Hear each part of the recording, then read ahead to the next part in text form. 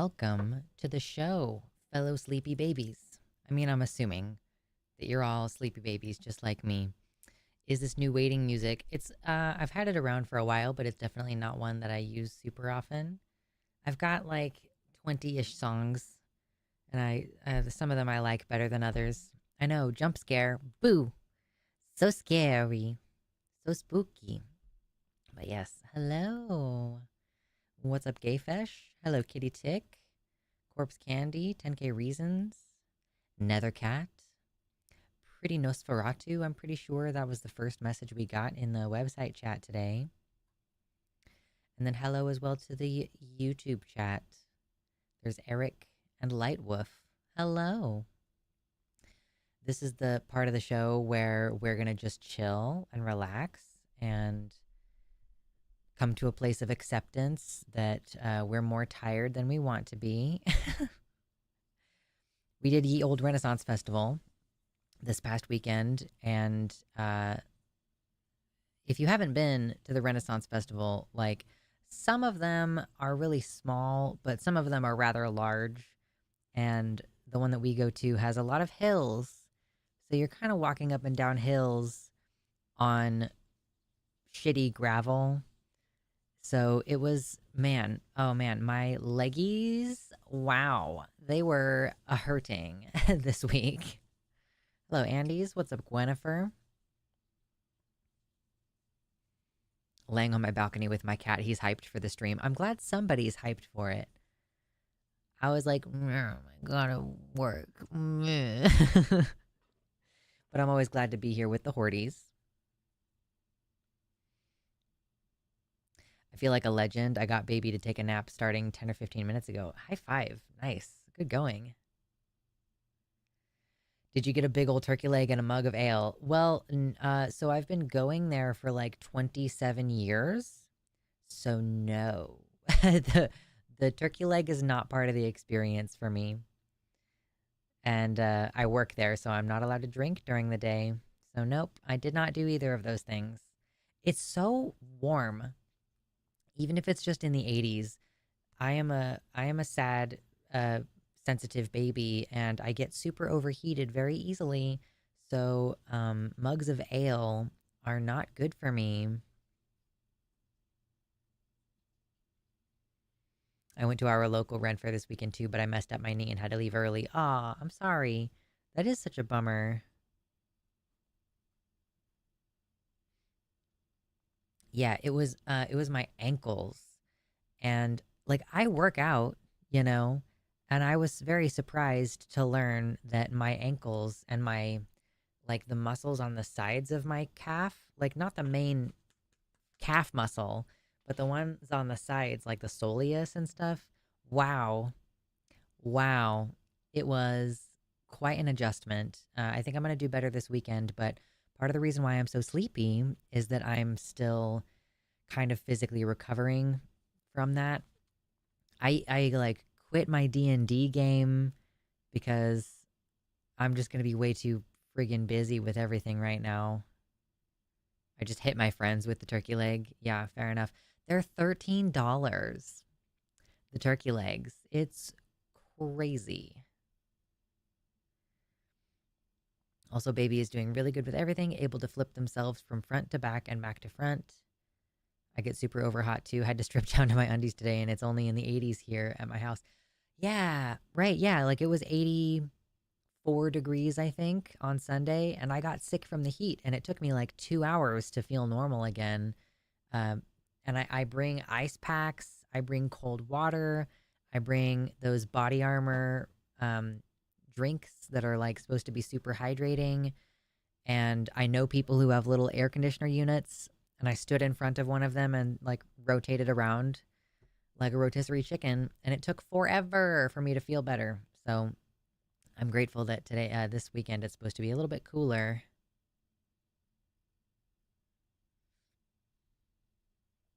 What's up, Fen? Welcome in.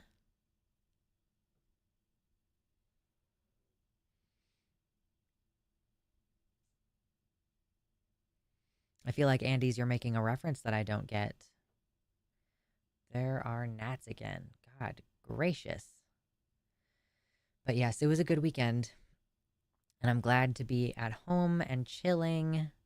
And then I get to do it all again this weekend, except it's going to be only 2 days instead of three. It's the 3 days that really knocked me on my ass. Heyo, Lily in the YouTube chat. I had sun poisoning, almost ruined seeing Avenged Sevenfold and Disturbed. I muscled through, but I spent 2 days sick afterwards. Ah, to be 21 again. Yeah. There's nothing like doing something extremely strenuous to make you go, oh, wow, yeah, remember my early 20s? That was a hell of a time. Incredible. It also makes me feel like going hiking has to be like one of the best forms of cardio and like one of the best forms of full body exercise. Because again, I'm a person who goes to the gym, or I canceled my gym membership, but I was like, I'm going to the gym 4 days a week. Even though I've stopped going to the gym, I'm still doing calisthenics at home. I have resistance bands, I have a pull up bar, I have gymnastics rings. You know, like I have all of these things going on, and still hiking kicked my ass. So, yeah, I'm looking forward to living in a place where I don't have to worry about the ticks making me allergic to red meat. Um, you know, you can still get Lyme disease, but it's basically only the Lone Star ticks that make you allergic to alpha gal, which is the protein in meat that you can become allergic to if you get bitten by ticks a lot. So, yeah, I think after I move, I'm going to incorporate hiking as a like a much greater part of my exercise process.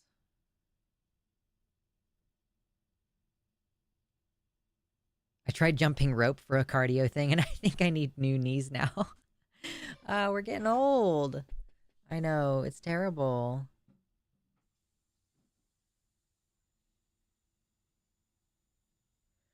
I'm so glad ticks aren't really a big thing in Washington. Yeah, you know what's crazy is that where I live currently, there are like 6 different species of ticks. Like there is a bunch of different types of them, right? So you're, and each one has population boom and bust years.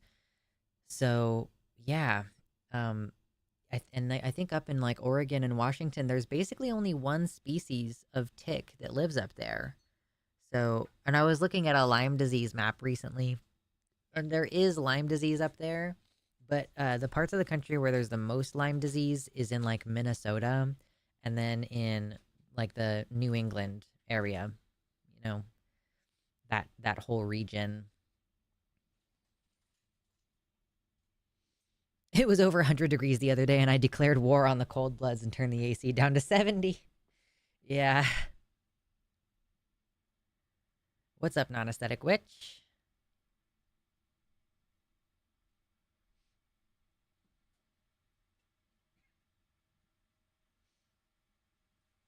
I did jumping jacks, and now I think I need a new floor, right? What I would really love is uh my PS2 is kind of broken right now, but I would really love to get into DDR again. We have one of the like classic DDR pads that you just plug it in like a controller at home, and I would really love to get back into it.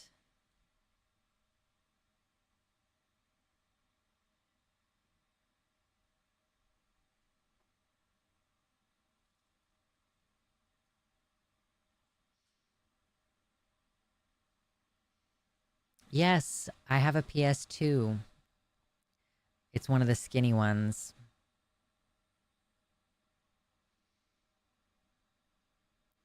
Which breaking news do you mean, non aesthetic witch? I feel like there's always something. You should get the PS2 Star Wars Battlefront. Well, see, the thing is that I don't actually have any desire to sit down and play the PS2. It's pretty much just a vehicle for me to watch DVDs or play DDR. What's up, Trans Cat Dad? Had DDR on the Xbox 360 back in the day. Ooh, yes. If you're in here and you're ready to hang out for a while before we start talking about any serious news, hit the like button. Okay? It's quick, it's easy, it's free, helps the show.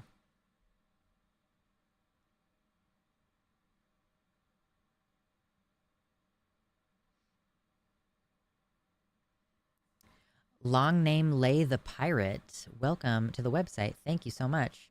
Oregon doesn't have a Ren Fair nearby, and that's probably the worst part about the state. Uh, uh, I think there are several in Oregon, but they're small ones, like only 1 or 2 weekends. But I was looking, just generally in the Willamette Valley area, between Portland and Eugene, and there are some. There's like two that I found, and they're in like June or July or something like that.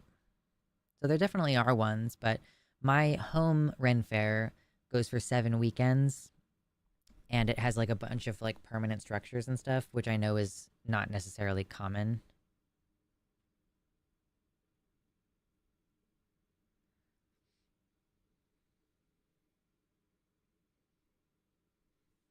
Mm, itchy.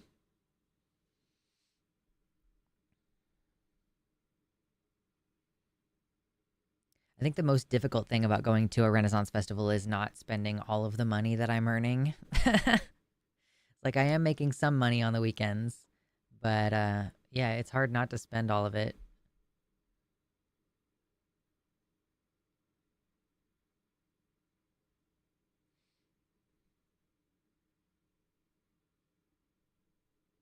Ooh, we share the Ren Fair. You should come see me. I mean, if you can find me, I'm kind of fucking all over the place out there.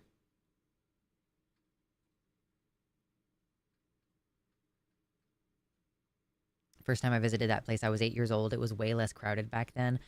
This past weekend was a lot less busy than I was expecting it to be. But I think that's partly because there were other events. But even compared to last year, I feel like there were a lot fewer people out this weekend. Yes, Ren fairs are fun, but easy to spend. Yeah, it's easy to spend lots of money. We made at least one purchase that we probably shouldn't have made. And then otherwise, I'm like, okay, I'll buy food and food related things. I bought some tea. Yes, I'll be there every weekend. Uh, I did buy some loose leaf tea from a tea place. It's called Hot Leaf Water. The particular kind of tea that I got. It's actually just coffee plant leaves, so it's like a herbal tea. Um, and I bought some honey sticks, as you do.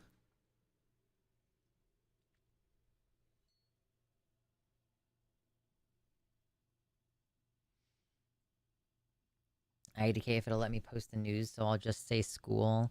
Well, that doesn't. Was there a school shooting again? It's crazy how that's not even worth covering. Like there's like, okay, what am I gonna say about this that hasn't already been said? I guess I know more about guns now, so I could make more educated remarks about gun safety and shit. But like, wow.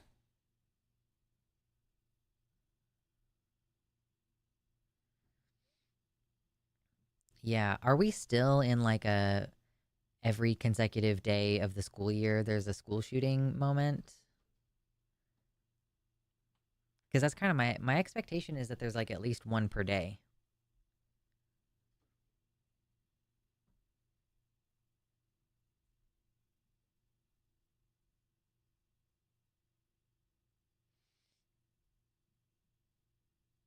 It's always been funny to me how big the one in Arizona is. I think it is 5 weekends. I guess the weather is usually good for it because I feel like it's way earlier in the year. Yeah, I'm actually kind of bummed out because when I was a kid, why am I so short? Like I feel like I keep fixing this, and every time I look at myself, I'm like in the lower half of the screen, and that's not acceptable. Aha, will you actually point at me, please? Thank you. Um, Especially since I'm not doing YouTube Shorts anymore, and I don't need the text to be up here. Whatever. Anyway, uh, yeah, the one that I go to, climate change has really changed the vibes. Because when I was a kid, it would be like, in the 70s and 80s, hot, dry, dusty for the first like 3 weekends, and it's a 7 weekend fair. The last 3 weekends would be cold, wet, rainy, occasionally snow. And then the middle weekend would be kind of a toss up between those two things. But now it's just friggin' hot and dry and crappy the whole time. The whole time. Maybe sometimes lately we get like one chilly morning and like maybe a sprinkling of rain. But it used to be like, it used to have this authentic feel of like that English rainy, cold weather.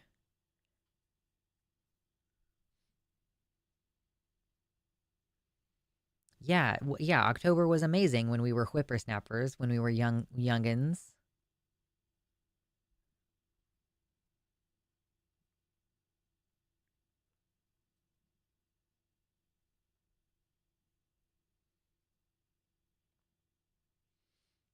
Why are school shootings an epidemic in America? It's baffling.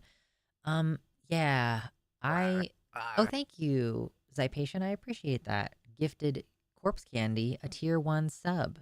Enjoy your dicks, corpse candy. Thank you very much. Uh, okay, so apparently in 2024 there have been 432 mass shootings and 45 specifically school shootings. I'm assuming that they account for a portion of the mass shootings, and the school year started today for a lot of the country. Right. So that 45 school shootings is like from the end of the school year earlier this year.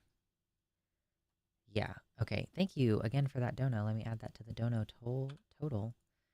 Also, haven't not got any new donations on the GoFundMe for the last few days, but it's understandable. It's gonna slow down at this time for sure.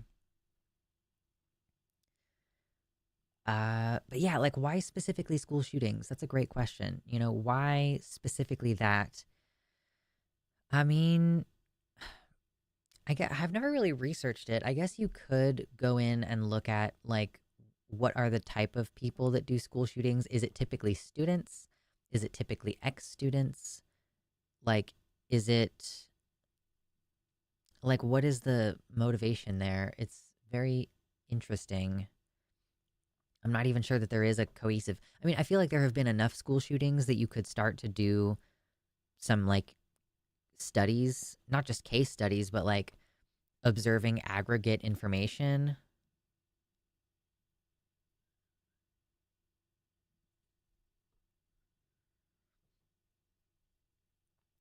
A Ren Fair sounds magical. I dream of going, but social anxiety says, nah, dog. What's your favorite thing to do there? Um, I have always been somebody who works for a vendor.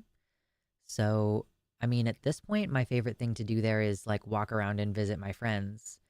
Although, uh, occasionally I'll sit and watch a show if I can. The chess match is a really fun show at my local Ren Fair that I enjoy hanging out.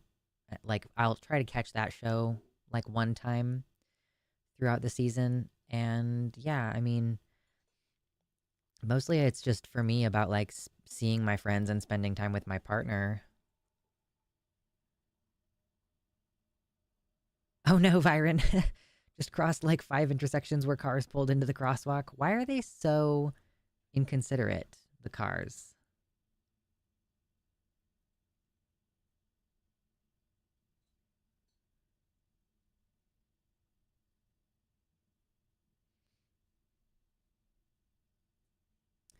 Uvalde was 80% Spanish speaking. I think that's part of what happened there. The Irish American mayor was only elected by 16% of the residents and has a problematic Twitter account. Ooh, okay. Right, but Uvalde was like noteworthy for some reason. It's interesting because, like, okay, we've had 45 school shootings this year, but only like none of them. I don't think Uvalde was this year. It was last year, right? So basically, none of the school shootings that have happened this year have broken out into a sort of mainstream story. I guess there was that one where it was like allegedly a trans shooter. And of course, when it happens at an elementary school, that is more devastating to a community. So it makes sense that those tend to get more coverage. So I'm guessing that most of these school shootings are at high schools or colleges. That's my best guess as to like why they might not be hitting um, a more public mainstream audience.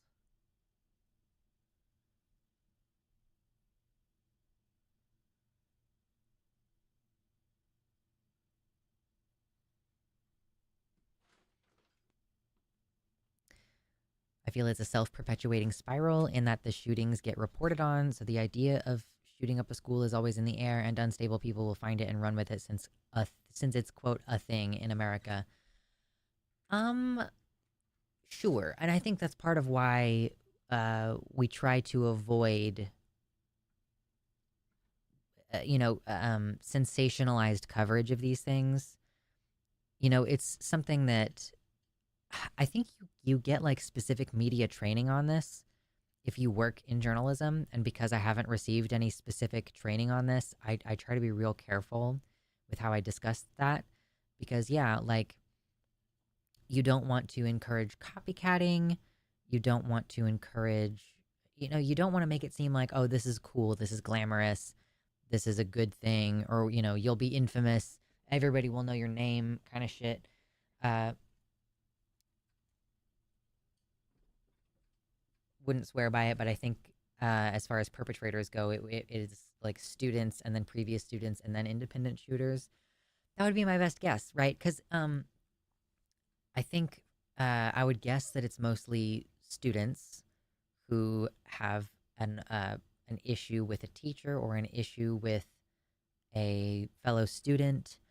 Maybe the student is a bully, or maybe the student is being bullied, or something along those lines. Like again, I would need to go in and like try to aggregate some data about it to kind of have like a conclusive statement as to what are the motivations and who tends to do these things.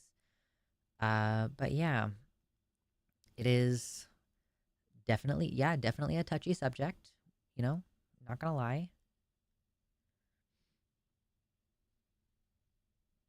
I love Ren fairs. I'm sad because I bought a medieval outfit, but nobody is free to go with me. Listen, go on a master date.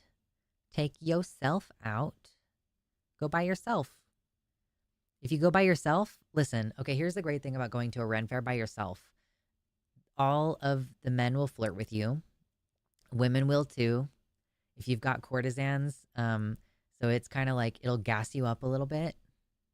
But also you can wear a medieval outfit just to Walmart, okay?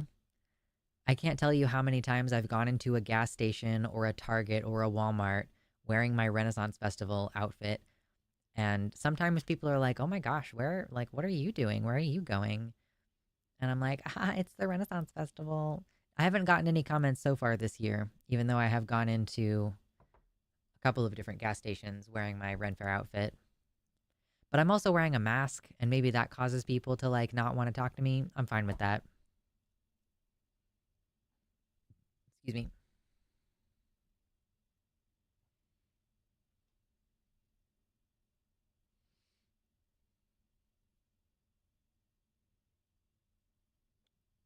I think just hearing how common these shootings are, especially for non American viewers who see less of this, is important.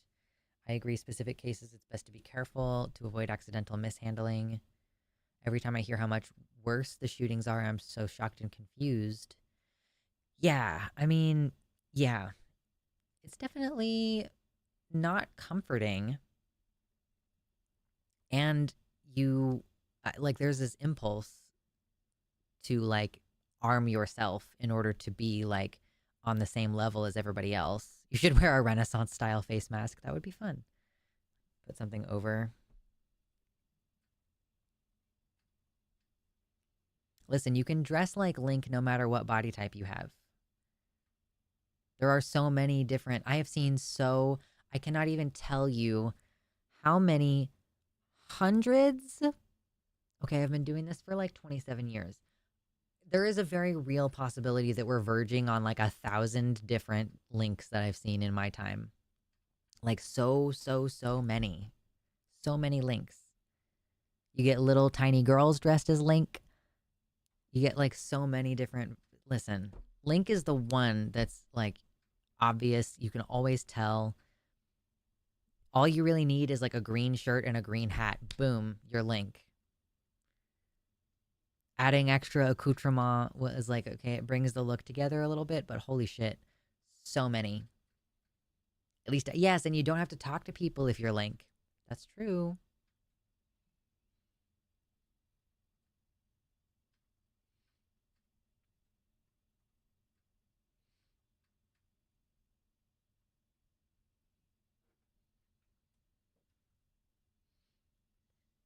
I think it's kind of the great thing about Link, and I think that it was even intentional in the original design of the character that it could be, you know, anyone could project onto Link. Yes. Yes. If you're going to attend, let me know, Oliver, and I can kind of give you an idea of like a couple times of the day that you might be able to actually find me, because otherwise I'm walking around everywhere and sometimes I'm in secret places that other people aren't allowed to go. The Gerudo Link was fun before transition. Garuda Link. Now that it's crossplay, that outfit looks even better. Yeah, for sure.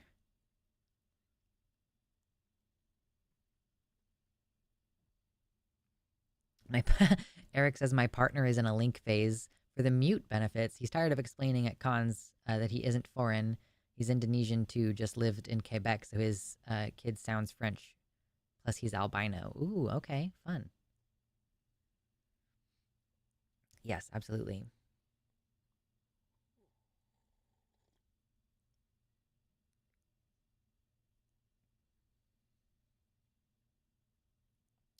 Okay, Kitty Tick says, so Kip Kinkle, I want to say is his name, started the trend when he shot up a school in Oregon. He inspired the original plan for the Columbine shooters.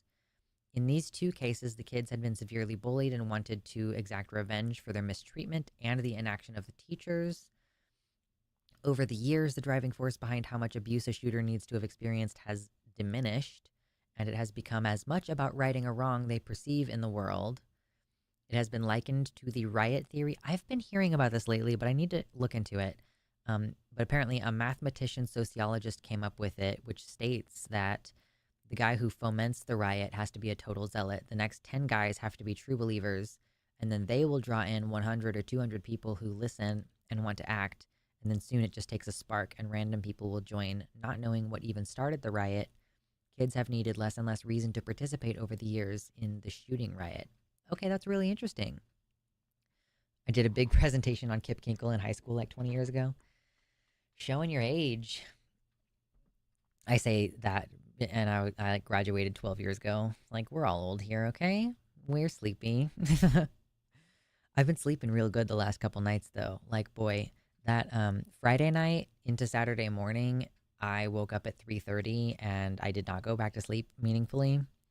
And then I slept real good since then. Still have weird dreams, but like I'm sleeping through the night better than usual. But we're still tired, okay? We're still sleepy boys.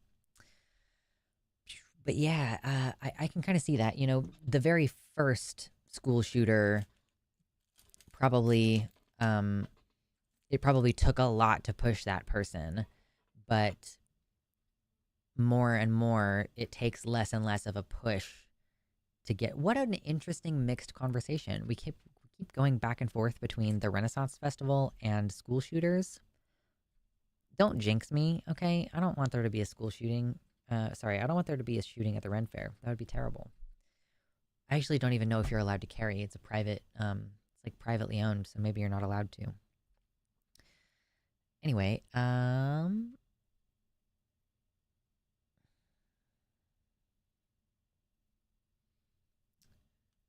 Pretty Nosferatu said objection on the Columbine kids being bullied. One was a sociopath and the other was severely depressed. Are those like the diagnoses that they officially had, or is that just speculative?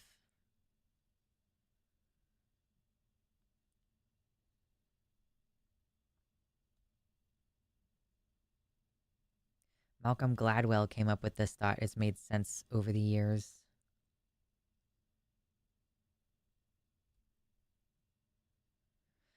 Sure, yeah, it takes more creativity to think of to have the original idea of shooting at a school rather than hearing about it on the news and going like, "Oh yeah, that's a thing we could do."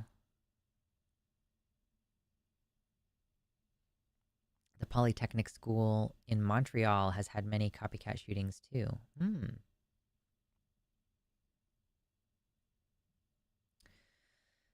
Yeah, it does seem like the threshold for who's willing to do dumb shit like this has gotten lower over the years. And yeah, like that people think, "Oh yeah, that's an option. I could do that." But the simple fact that as an American, I'm just like, "Oh yeah, another school shooting. Wow." Like I'm not, but this is also coming after the context of like I have seen the corpses of many children since October, and I guess there's a little bit of desensitization going on in like more than one area. Like I'm desensitized to shootings, um, and I'm desensitized to the situation in the Middle East, and like I think because I have ended up in like an empathy burnout, like empathy overload, where I can't reasonably hold space for these things and also be functional in my day-to-day life. You know what I mean?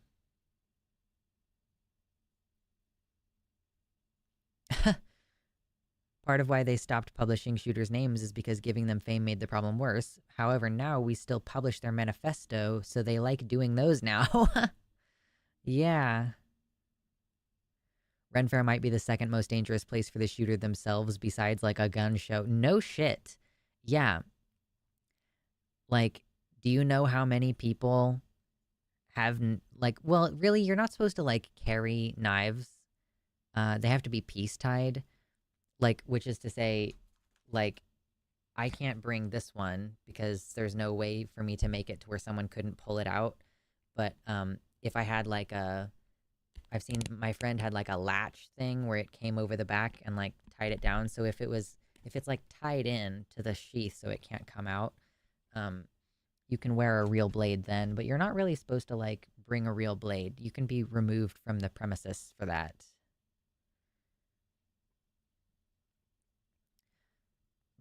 But that's not to say that somebody could quickly unpiece tie or,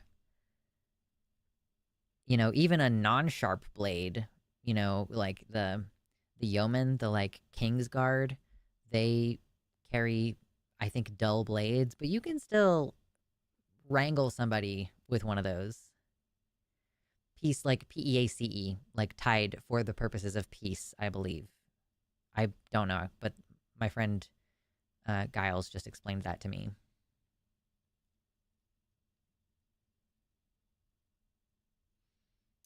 Wow, astounding. 300,000, 338,000 children have had to live through some level of school shooting since 2000. That's crazy.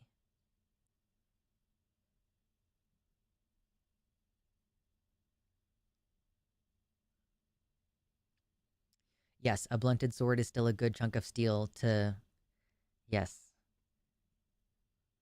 to wrangle someone with.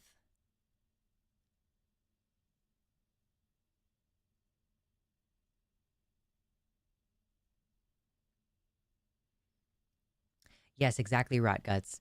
It's the desensitization to hearing about the tragedy. I think because you have no agency to affect it. It's like, yeah, I don't have an emotional reaction to climate change for the most part anymore either, and that's not because I don't care, but it's like I know that we are on a trajectory that we're not going to be able to come off of. So I'm just like, okay, whatever. Climate change is going to happen.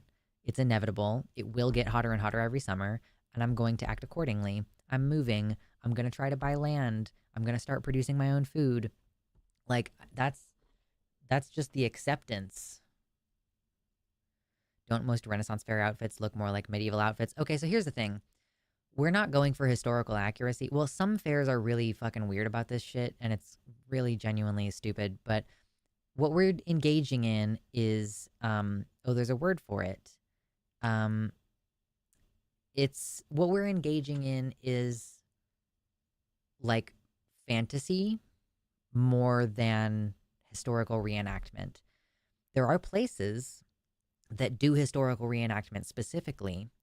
Like I think there was a place in Seattle or near Seattle that is more of like a traditional, like they're really trying to capture um, the vibes of that particular period of time. So yeah, like there are some things like you shouldn't have buttons on your outfit because buttons hadn't been invented back then. But it's like it's historical fantasy, really. Yes, Camlin Medieval Village. Oh, cool, you've worked there. That's neat. Neat. So there is like, yeah, there are medieval villages that are more like, yes, we're trying to actually capture a piece of history, but we're doing historical fantasy, historical fiction at the Ren Fair. Ren Fairs, in fact, were started by a teacher who had been blacklisted from teaching in California because of her allegedly communist views during the Red Scare. And she started it partially to help her actor friends because a lot of her actor friends also had been blacklisted from their industry over allegedly communist beliefs. And so, yeah, like the entire point, and they were originally called Renaissance Pleasure Fairs. Renaissance Pleasure Fairs. So that's this all started as like a thing that was supposed to be more fun rather than historically accurate. And listen, if you go to a Renaissance festival, so among the cast and the people who work there, we try to stick more to like, a particular aesthetic or whatever. But as for the people who come there to play, you get people dressing as Star Trek characters, like as though they're visiting, in a Star Trek episode type thing. You get people dressed as the Doctor and companions of the Doctor, and you get people who dress. Yes, they were leftist originally, yeah, for sure. Uh, and you get people dressed as Game of Thrones characters, and like it's more of a yeah historical fantasy moment, and I think that's what makes it a lot of fun. Yes, they're on an away mission, exactly. And Renaissance festivals, as far as I know, have always been like fairly raunchy places. Like we have a group of courtesans at our fair, and like they do these shows type things where like they're very obviously quite sexual. Um, I used to work for a guy who would make jokes at guys who were wearing very long kilts and being like, what was the joke? He was like, you know what they call a man with a kilt that's pretty short? And I'm not gonna do it. He would say a kilt down to here, and he would put a mark on his leg, like a short kilt. He's like, they call him a boy. What do you call a man with a kilt down to here? And then he would move his hand a little bit lower. They call him a man. What do you call a man with a kilt down to there? And like point at the man's like knee length kilt. He's like, they call them a liar. It's like dick jokes and raunchiness. Like, yeah, that's definitely part of the vibe at a Ren Fair. Heckling people. It's one of my favorite things about working out there is like heckling people. Yes, Corpse Candies, I patient got you a sub, a gifted sub.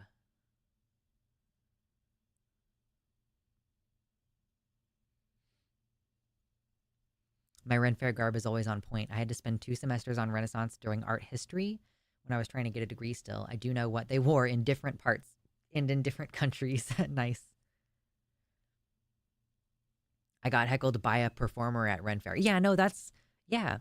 People who work there, like, we enjoy heckling people. That's like the fucking thing. My partner, when he was really young, was like handing out flyers at a jewelry booth, and he would be like, oh, I noticed that your pretty girlfriend doesn't have a necklace. What's up with that? Like this little kids heckling people. Hilarious. We enjoyed it very much. I was just typing about the washing well wenches. They're not family friendly. Right, yeah, they're not family friendly. Or they skirt the line of family friendly.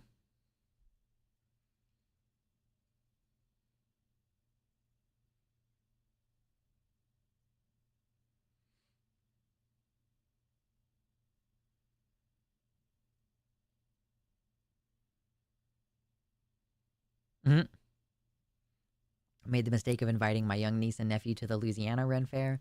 It was mostly fine, except that my niece, who is currently 8, or so who is 8 now, said that her favorite dress was one that came with a cat of nine tails. Yeah, I bought a pair of handcuffs at the Renaissance Festival. I'm almost positive that if I wanted a flogger, I could find one or ask one of my leather maker friends to like make one custom. Yeah, it's it's a raunchy experience. Hey, if you're here and you're hanging out and you're enjoying hanging out, hit the like button. I don't know when we're going to stop the hanging out part of the stream and talk about something serious. I'm tired. I don't really want to talk about news. I don't want to.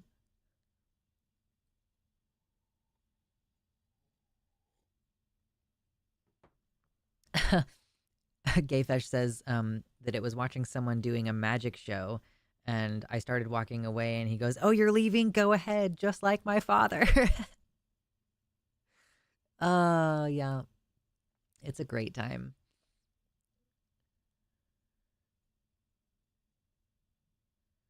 It could be a chill stream. The problem is that I'm only streaming once a week right now. So I have to cover like as much news as I can to like carry the channel over until next week. I presently have 3 videos that I'm going to be able to upload between now and Wednesday. So I was thinking we should do like at least 2 topics today, and that would, it's not going to cover every day between now and next Wednesday, but it'll cover a good amount of them. Oh, also, reminder everybody, I'm going to be on the Transatlantic Call-In Show tomorrow at 2 p.m. We're changing some things around about the show. So if you've ever called into the TACUS and felt like, okay, this is a little bit slow, we're kind of like, we had a big meeting this week and we're revamping some things. So we are going to be shifting things around and trying to get more argumentative calls, hopefully, and we're starting a new game for the end of the stream, like for the end of the show. So I will ping you all tomorrow when that happens. And then next week on Wednesday, I'm going to be on the Composting podcast, which I think is just going to be live on YouTube. And that'll be before the show, like before our show. I'm going to be on the Composting podcast.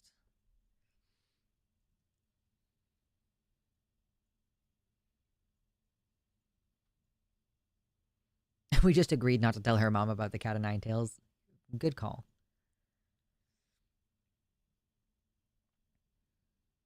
They should invent a day that doesn't have depressing news for trans people. Right. Yeah, for me right now, that day is Saturday and Sunday. I'm like, I come home and I'm like, I'm not even going to get on Twitter. I'm just not dealing with this. Composting. Yeah, you heard right. The Composting podcast. I'll try to find the YouTube channel real quick to show you. I think it's like a media podcast. I don't even know what I'm getting into. Composting pod. I mean, yeah, it says, funny lesbians talk at you about film in easily digestible intervals, anti-family values. So yeah, videos on communism, videos on various movies and stuff. The Composting podcast. I'm going to be on that on Wednesday next week.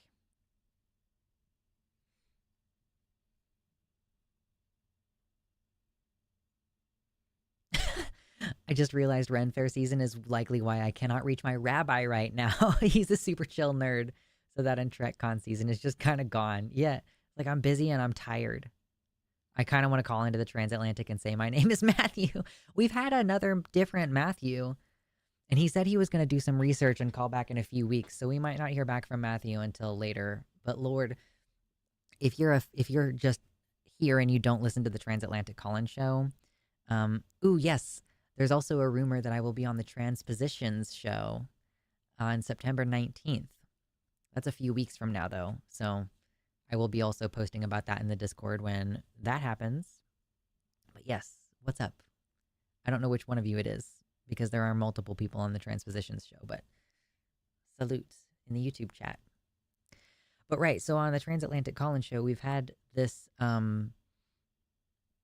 we've had this guy call in like a bunch of different times, and it feels like we might be making progress because he started out as like a I define sex by what size gametes you create, and he's still on this position that like um what did he say? He said he thinks trans people have a delusion this last time. So, we're still working on him. I'm not sure if we're ever going to make any progress, but the point is not to convince him necessarily. The point is to take his arguments and show people why they're wrong. So, yeah, but we might get more Matthew later in the month. We'll see. Matthew from Ohio.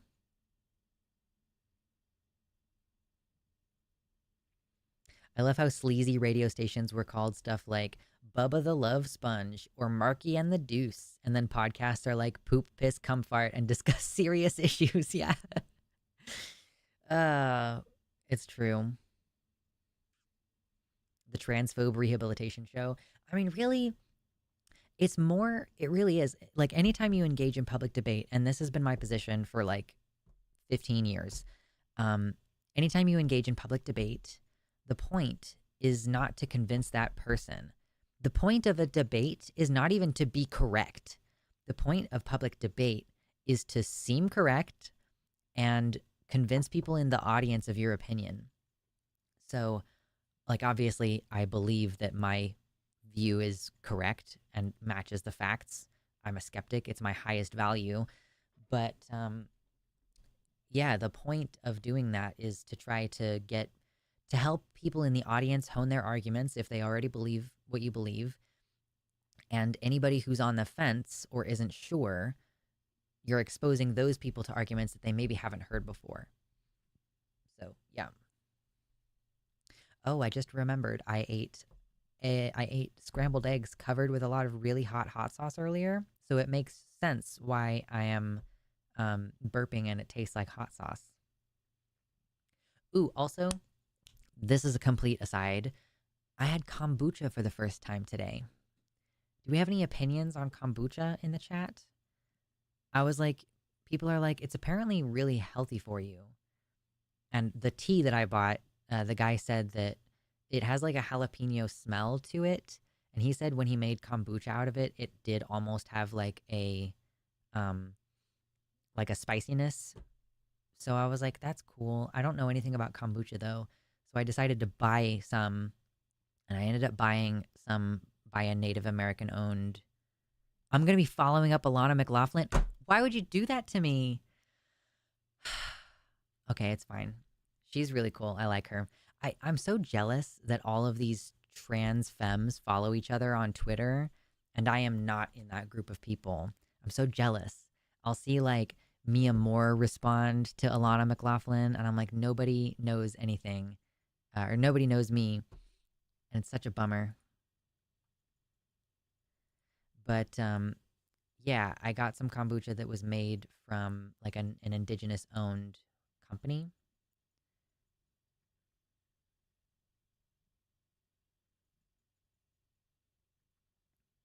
It's like a weird potion. It's true. Kombucha varies wildly depending on what else is put in it. My opinion is that I've only seen the kombucha react lady. It is. You do, like, you take a drink of it and you're like, whoa. That was pretty much my actual reaction. I took a sip and I was like, whoa. It is very strong. But it's, I think, good. And I guess the whole idea behind kombucha is that it is probiotic. So if you have gut issues, it can kind of help fill your body with good stuff. And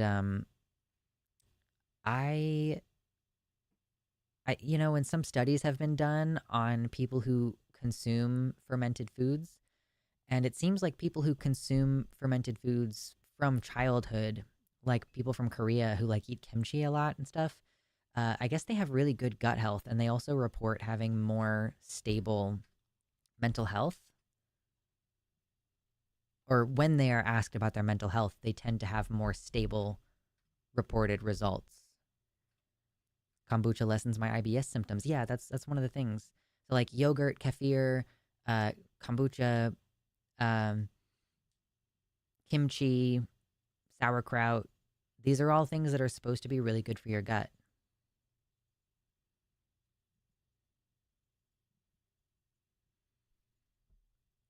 Okay, hold on. What are we doing?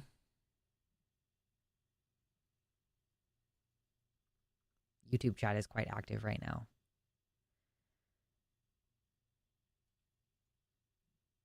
I considered calling on the transatlantic because you made a mistake in the call about the Cass report when you said that Cass is cherry picking the data and this is not true. Yeah, it is. Yeah, it fucking is. Are you kidding me?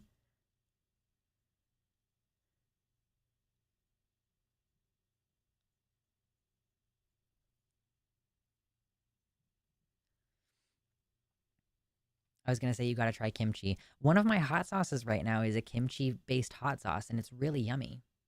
But of course, like fermented food is it has a very strong flavor. It's like sourdough. Like that's the reason why sourdough tastes the way it does. That's what the sourness is from. It's from like a fermented yeast product. So, and one of my friends at the Renaissance Festival offered to give me some SCOBY, which is the thing that you use to make kombucha. It's basically someone offered to give me a sourdough starter for kombucha, effectively.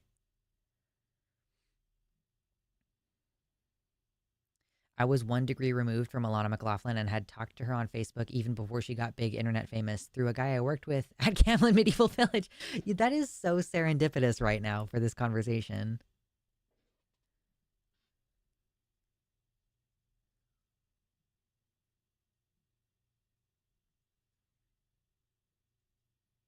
Oh my god, there's a gnat in my face.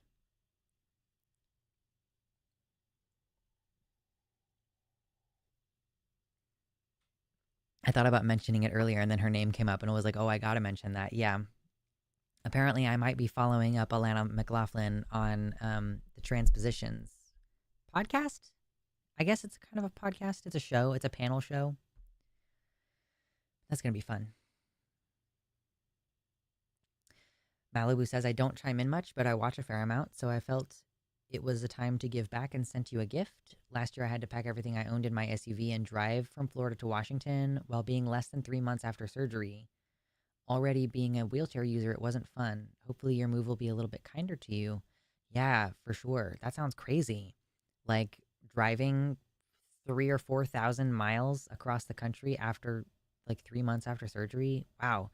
I hope that you're doing well up there.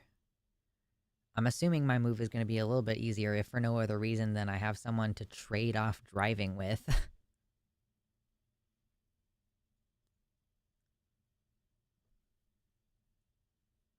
I'm excited to try a new fermented food, and I have a kimchi soup recipe. I've heard of kimchi soup. Let me know how that goes.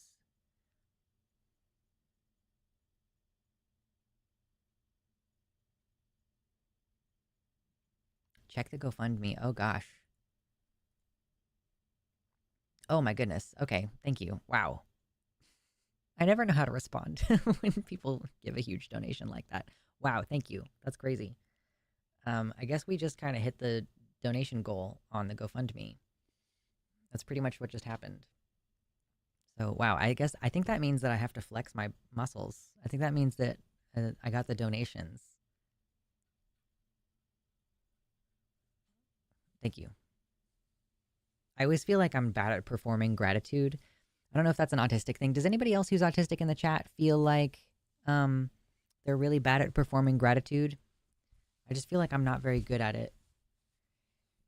Take care of your people. Yes, I will for sure. Thank you so much.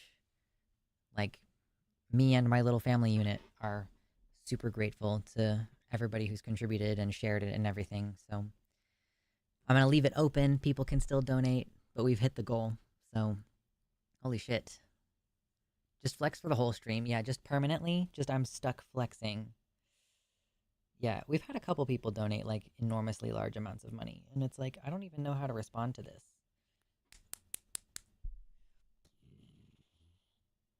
We've received donations, which means it's flex time.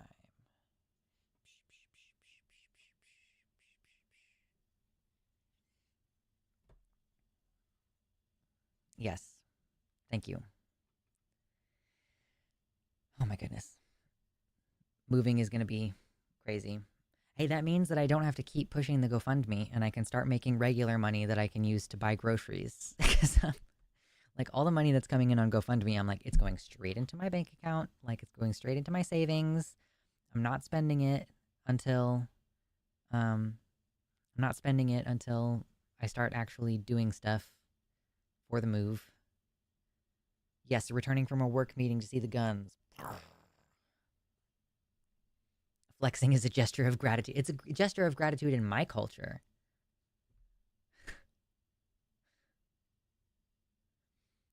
I'm not sure about gratitude, but I hardly ever give compliments. I have to remind myself to do it, and then it sounds awkward. I've gotten better at compliments, for sure. Wait, you got an OnlyFans, right? I don't have an OnlyFans. I have a Fansly, which is very similar to that. I don't post nudes. I did recently post asking people what they requested, and people requested side boob and feet, and I can't remember what else. Those are the two requests that I can remember.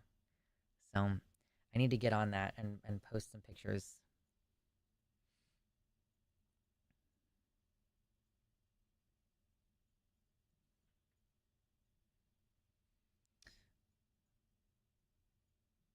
I'm terrible at taking compliments, but decent at gratitude. Yeah, I just, I'm like, wow, that's really overwhelming. Thank you. I don't even know how to respond. You know, like I'm already really tired, so that definitely doesn't make it easier. And remembering to express gratitude is like I'm grateful, but like I have to remind myself to like say thank you sometimes. Yeah, the GoFundMe has reached the goal for the move. Let me see. Let me click in. Oh wow, somebody else donated too.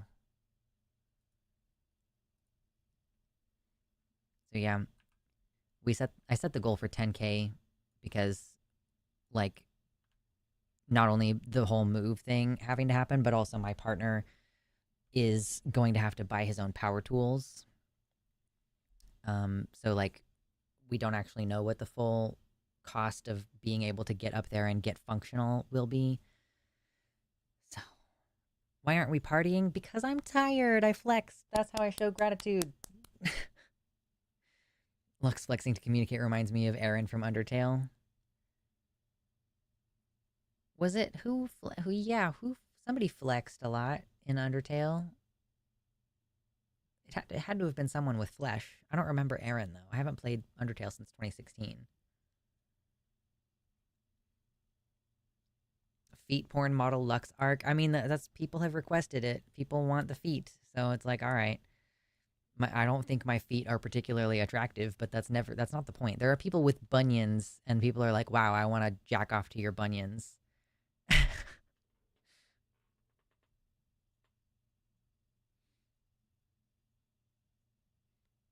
Proud heretic maybe lost some plants today due to a heat wave in California. That sucks balls. I'm really sorry.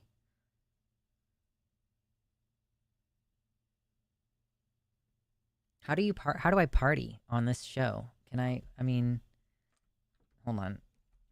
I'm about to epilepsy warning for everybody.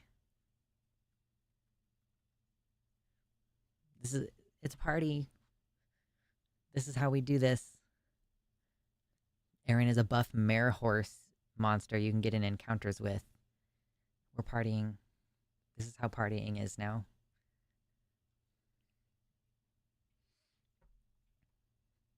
Arby's should open an OnlyFans and be like, Arby's, we got the feats. True.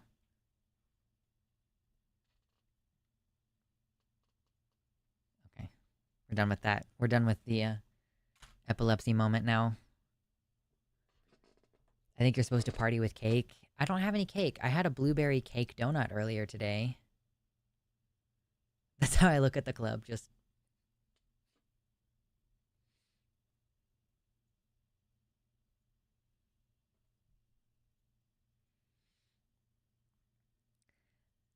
Pretty Nosferatu says, okay, as a kink creator, let me say this. No one has the sheer tenacity, determination, and willingness to spend like foot people. If they weren't focusing their energy on feet, they would rule the goddamn world. I was wondering, okay, so I have my Fansly, right? I've never posted pics of my feet there, and I was considering Like, not only do you have to be a subscriber, but I was considering also making the feet pics like you have to tip more in order to access them. Because I just feel like I don't want to give it away for free, you know?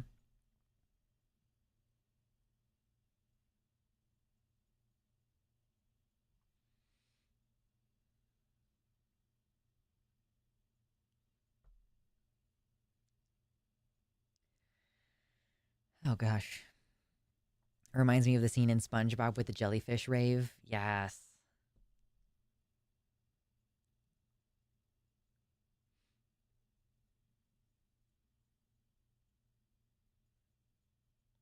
I think this is within the rules. I want to show off my kniff. I kind of alluded to it earlier. Um, Eric says, as an ex sex worker creator and IRL worker, the worse your feet are, the more they pay. Feet pics from a low angle would sell like pancakes. Okay, so it's like not just a foot fetish thing then. It's always like it's like additionally like a power thing where they're like, I want to worship the feet. Is that's the vibe that I get. But anyway, I want to show off my knife. Is that okay for everybody? I think I'm allowed to do that as far as the YouTube live stream rules go, as long as I don't do anything dangerous with it. So, it was made by my friend Chris. I don't think the sheath was, but the knife was made by my friend Chris. It's so chunky. It's chunky and gorgeous, and I love it. My last irresponsible purchase for the year. We spent our own money on it. Was not GoFundMe money.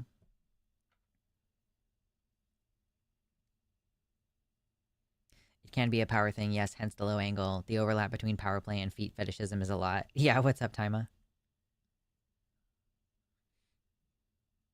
Sock kink people are odd with requests and more polite in my experience, but same all around. Hmm. Yeah, I've taken pictures with socks on, but yeah, it's so interesting. People want the feet pics.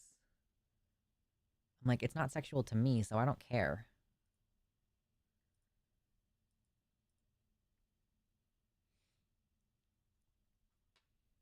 I also have heels, so I could be like, I step on you.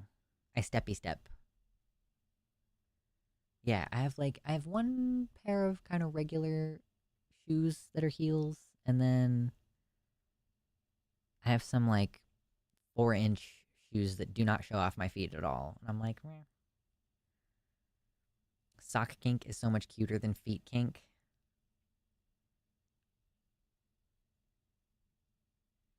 Socks are the teasing bra of the feet. True. I had a similar shaped bench made 1 years ago. Your bespoke one is definitely better.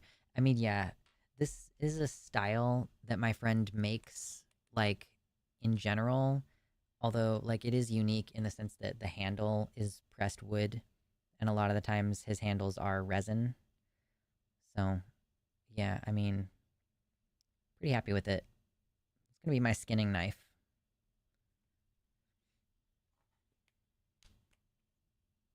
I'm never gonna look at my socks the same.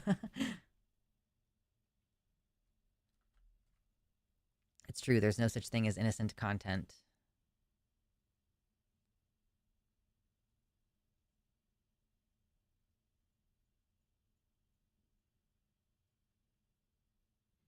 Thigh-high socks plus sharp heels plus low angle equals nuclear bomb. I know, I'm just so lazy about taking pictures. I need to take new pictures for my thumbnails. I need to take new pictures. I should be taking pictures more regularly for the Fansly, and I just am really lazy and forgetful about it. What do you skin? I'm gonna go hunting for rabbits when it gets closer to winter time. It's my skinning rabbits knife.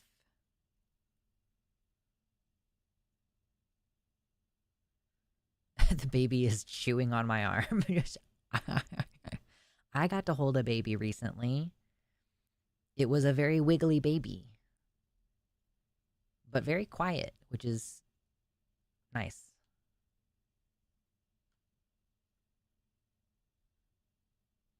I took a free blacksmithing class and made my own knife out of a railroad spike last year. I also burned holes in my pants, which turned out to be quite flammable. Nice. I know, I'm sorry. I'm not gonna show you the wabbits. If you don't want to see them, you don't have to see them.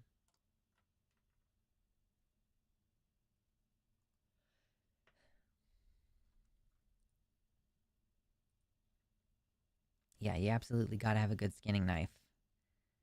And I think this knife is like sturdy enough that I could also use it for like big game, like deer and stuff when the time comes. Part of what I'm so excited about with moving is there's so much shit that you can hunt in like Oregon, you know? There's like 3 different. Just gotta put a second cam under the desk for candid content without extra work. True. Um, did you know that like antelope are from America? Like there's antelope, there's elk, there's deer, there's 3 different kinds of squirrels, there's like 3 or 4 different kinds of rabbits. There's bear season, there's cougar season. It's crazy up there. There are so many different animals that you can hunt. And then there's the coyotes, and then there's like the fur bearers. I can't get a hunting license until I've lived there for 6 months, though. It's kind of fucking annoying.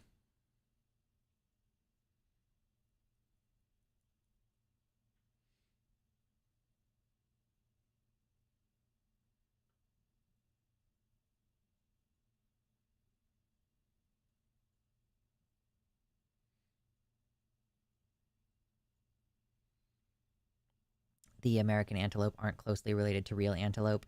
I just didn't know that we had those at all. Like I just didn't realize that we had them. Pronghorns are closer related to giraffes and okapis. Nice. Luck's gonna take down a moose and feed the whole dang village. Fucking true. I would need a much bigger gun in order to take down like moose and elk. I would need like a very powerful gun to do that.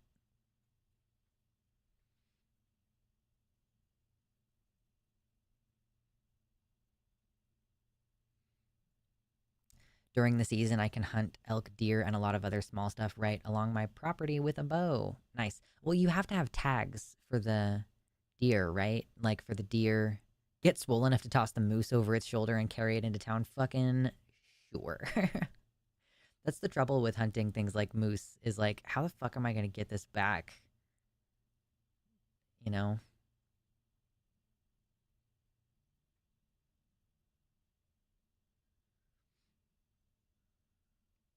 Punch the elk with your guns. True.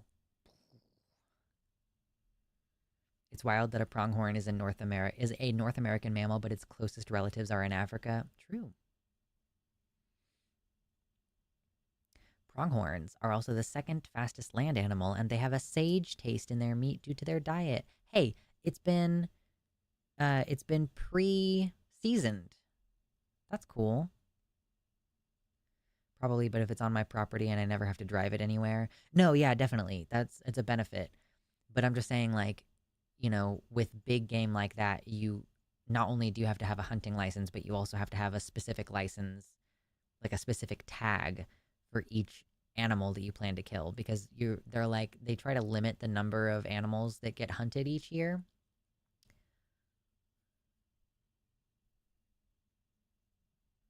Next GoFundMe is for Lux's Moose Holland truck. Yeah, genuinely, a truck is probably in my future. My partner is going to need to buy one after we move to. Um, he's gonna sell his current vehicle, which is rusty as all hell, and probably not get much money out of it, and then he'll have to buy a truck. Right now, I drive like a little fuel efficient car. Um, you know, think like Toyota kind of like genre of car. And I yeah, I'm probably gonna have to buy a truck someday. It just seems like it's possible. Never carry it over your shoulder. Someone might shoot you thinking it's the animal walking around. Yeah, I mean it was a joke in the first. I can't carry a fucking moose over my shoulders. Are you kidding? My dog peed on a butterfly this morning. Yeah.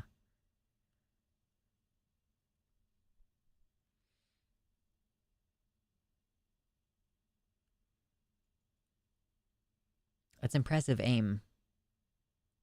Peeing on a butterfly. That's why the truck came up in the tarot reading.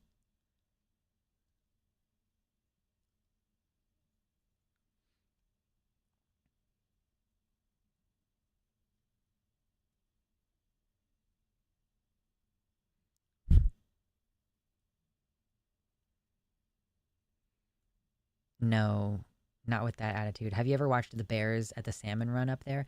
No, I haven't. I'm not really familiar. I also feel like I'm not super interested in eating bear meat. I don't know. Has anybody here ever eaten bear meat?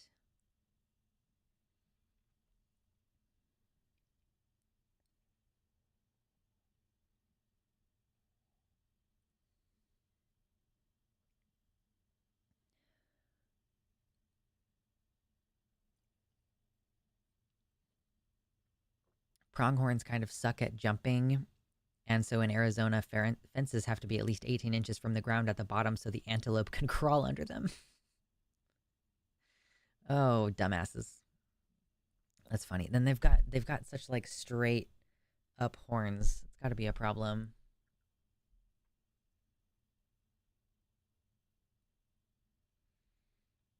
Bear meat makes good sausage. Okay.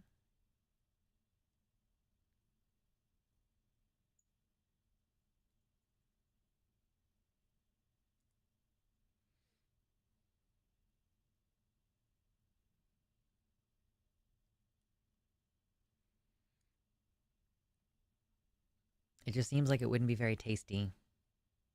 Bears are too closely related to dogs for me to ever try it. Yeah. It's like, if not friend, why are the ears like that? If it's not a friend, then why is it like that?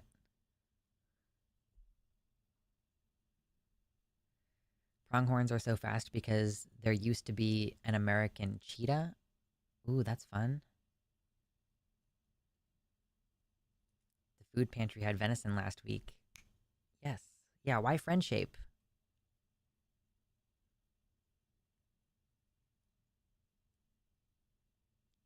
Pronghorns also cannot migrate or be moved to new areas, so if you build over their habitat, you're just killing the herd. Love that. It's like we don't even need to keep spreading out. We have enough fucking urban areas that we can live. God. Excuse me.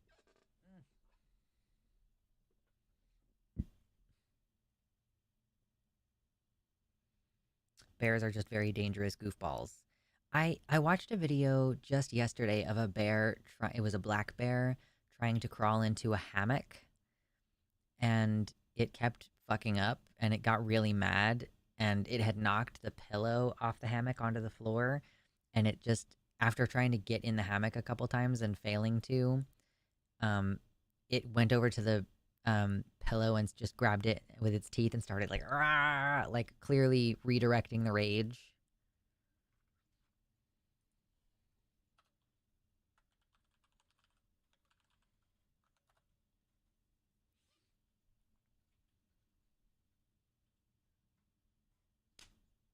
Fucking gnats keep landing on me. So disrespectful.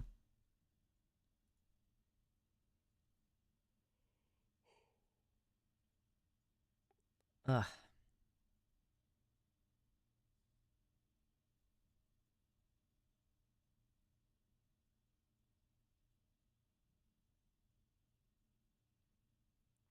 No worries, gay fish. It's okay. I was too slow on the drop. The edible kicked in. That's kind of a cool thing about well, okay, I think that, does everyone have hella gnats right now? I think that it's because I'd left some trash in the trash can for too long. Um what was I about to say? I was about to say something. Oh yeah, I saw that Oregon just so there was a law in Oregon that just decriminalized being on drugs. I think possession was still illegal to some degree.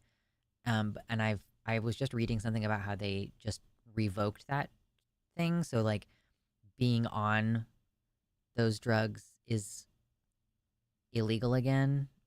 And there were safe places to do the drugs, in the sense that like a bar is a safe place to drink alcohol and you're allowed to do it and it's supervised and it's, government approved and everything.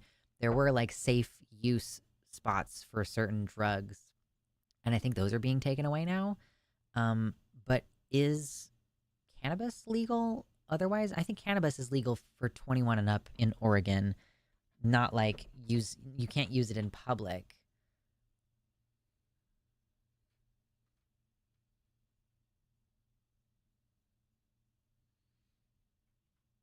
A few years ago, a mama bear and her two cubs broke into our garage through our out of use doggy door. And when we opened the side door to the garage, mama just took off and left her babies. They followed her within a minute or two, but they were like, question marks? Yeah, that's pretty funny.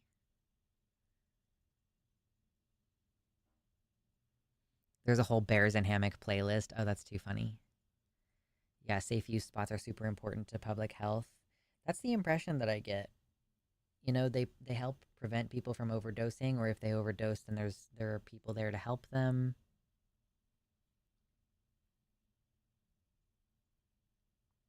Cannabis is weird because it is legal in Oregon, but not federally, so you have to make sure you're pulled over by police and not the sheriff. This is another one of those things. Has Kamala said anything about legalizing cannabis?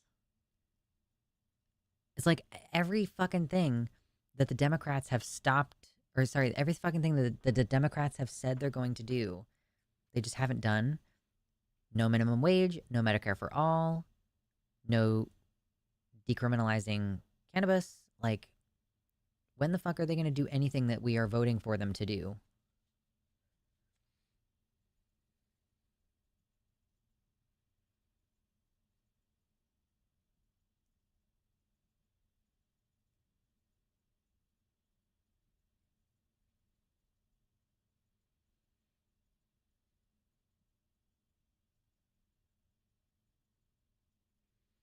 I've walked about 12,000 steps today and I'm eating dinner early. It can't be stopped. That's how I felt this weekend. I was just hiking and I was like, oh, I'm trying not to overeat, but I'm fucking hungry and I have to eat. I believe the illegality on the federal level is why all the dispensaries are cash only. Interesting.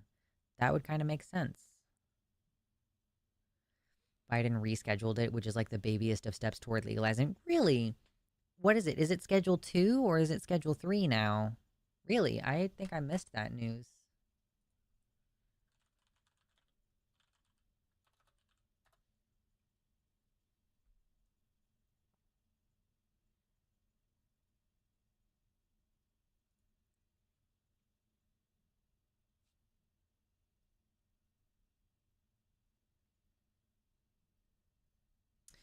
A decision on a major policy shift on cannabis won't come until after the presidential election.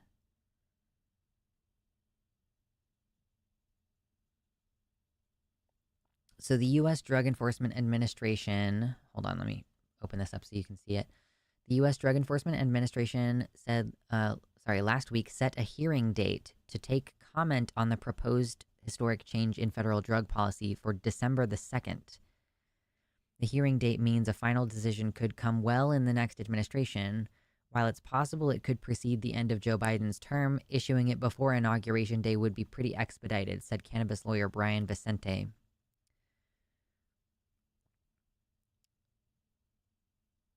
Vice President Kamala Harris has backed decriminalizing cannabis and said it's, quote, absurd to have it in the DEA's Schedule 1 category alongside heroin and LSD.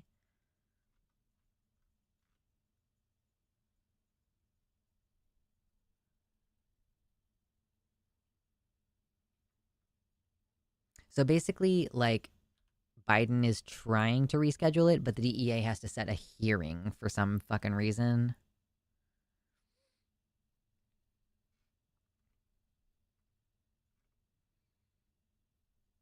Hmm.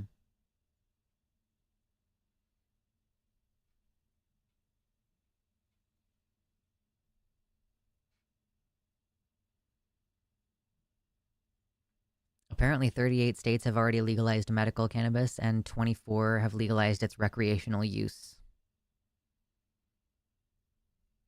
Hmm. Useless fucking Democrats.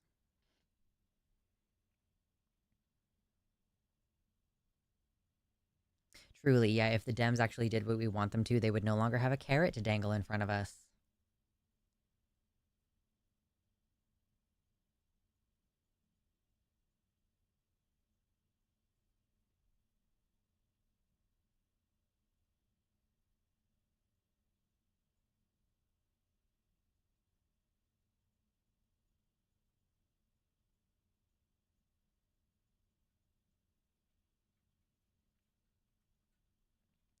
Okay, Kitty is laying some knowledge on us again.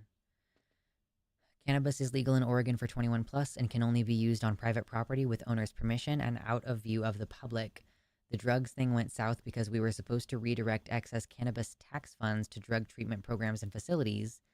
The town argued and held up the money, so there was never any treatment or a better way for the people to get better. So drug use exploded, and they used that as an excuse to call it a failure.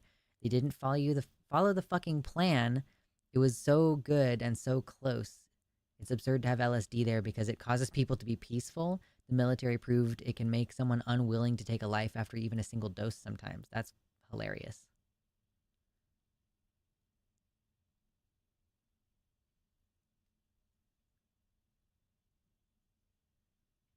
I am in Illinois and I am stoned right now. Yeah, Hives, I think in Illinois, you're allowed to like you can sit on your front porch and do it. Like it has to be on private property, but you can do it like in view of other people. I've also noticed looking at rentals in Oregon that a lot of them do say it's a non-smoking property including vaping and cannabis. So like a lot of rentals are like you can't use cannabis here. Or well, I mean you can't smoke cannabis, I guess. I think edibles would still hypothetically be okay.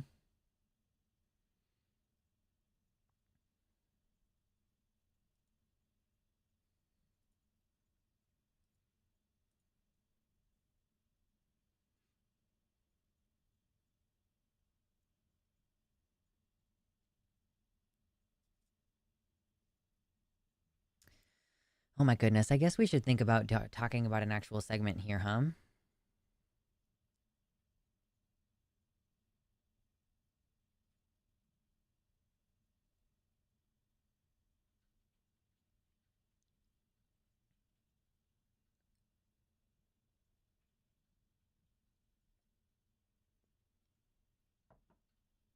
Dude, motherfuckers in Illinois don't care. Everybody's smoking out on the sidewalks downtown. I don't know if you're actually not supposed to do it on the sidewalks. I mean, shit.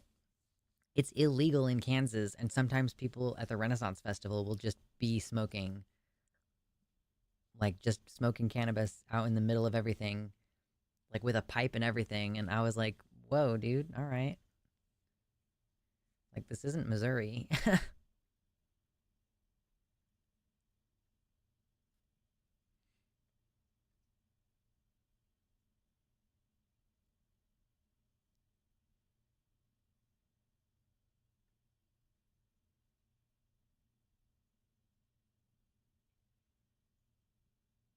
More people offered me weed in Illinois than at any other point in my life, so can confirm.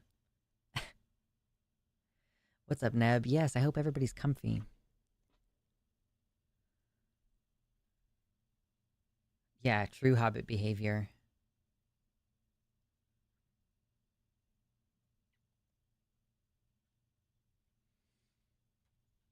Can't relate. All of you being like, yeah, whatever, it's legal, I can just do it wherever. I'm like, can't relate, dude. I don't think at this point in my life I would really want to smoke anyway, though. Like, I've smoked cigarettes before. Like, I think at this point, if I was going to, use legal recreational cannabis, I would probably just try to get edibles or maybe vape it, but I don't know.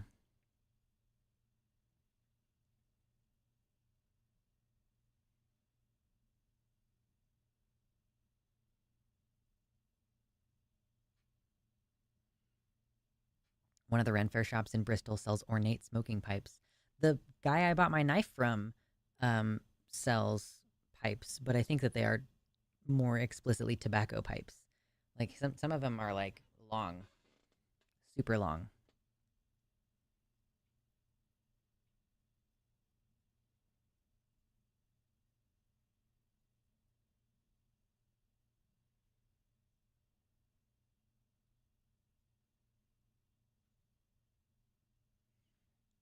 Weed makes me anxious half the time. That's the thing. It's a toss up. Sometimes it be making you anxious.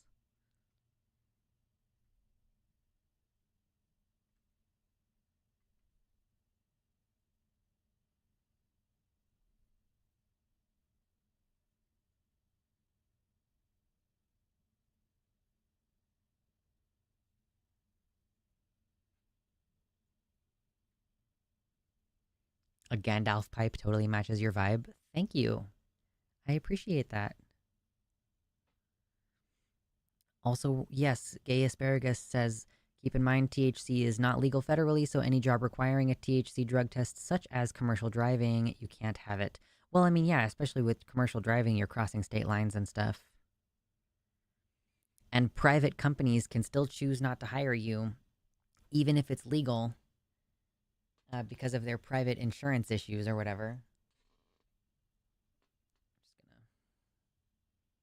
I think I have a chin hair being a problem right now. Where are you?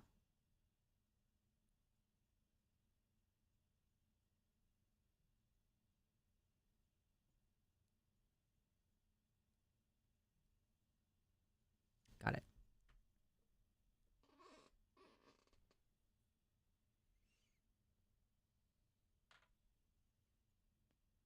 Mm. Okay, so I had kind of a dumb thing that I wanted to talk about. Hmm.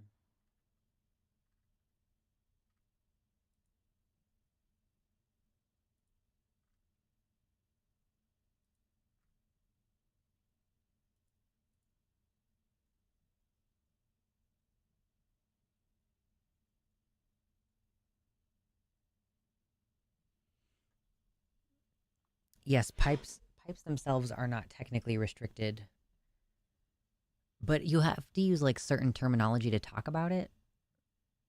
Like you are not supposed to if you go into a store where weed is not legal with the intention to buy pipes, like you have to use certain terminology, don't you?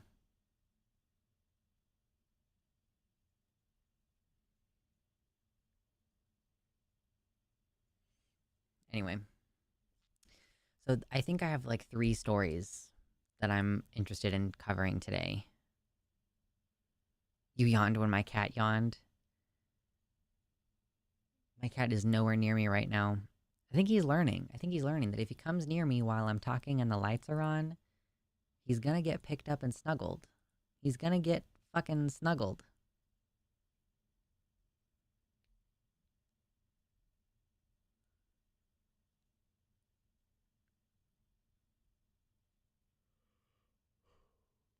Ah, yum. Okay. A bong is like a miniature glass water fountain or some shit. I think I think it's just like a water pipe. I think you just call it a water pipe.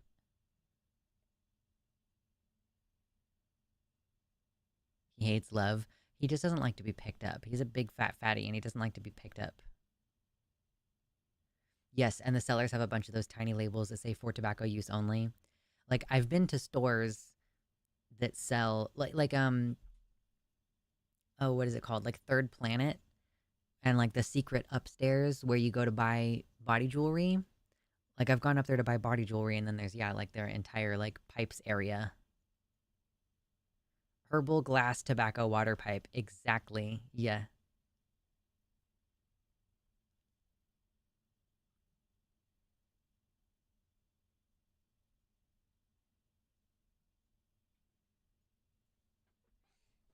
My water pipe for smoking water. Gosh darn it. I keep trying to sit on my tattoo and I just got it touched up today and I really need to not sit directly on it. I'm trying not to sit directly on it. Yeah. There were some areas where it didn't quite get fully filled in, so I had to get it touched up. But touch ups are free, so hella sweet.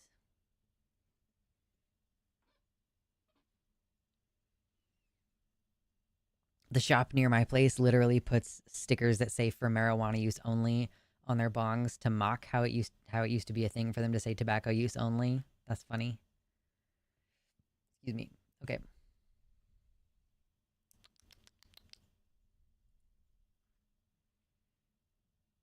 Quesadillas. Om nom nom.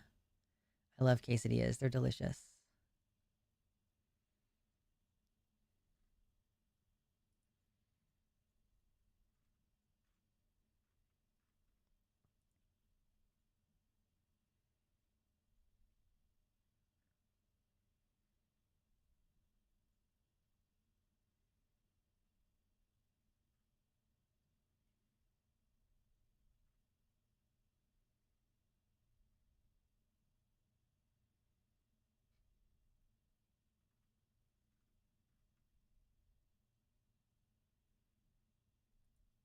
Quesadillas. No, shush, shush, shush. I'm not ready for you yet.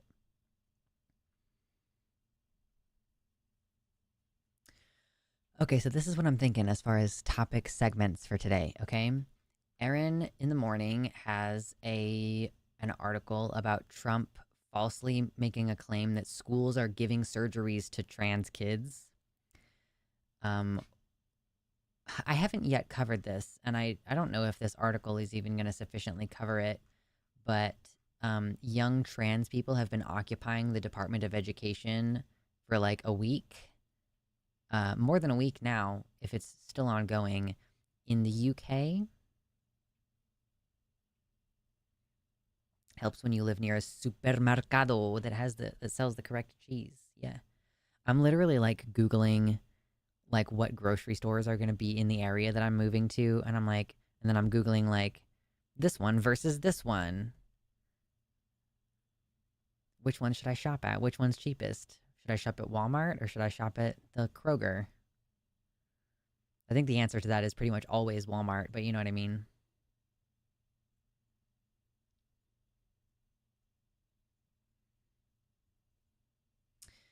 But yeah, so week-long occupation of the Department for Education's building by young transgender campaigners is coming to a close.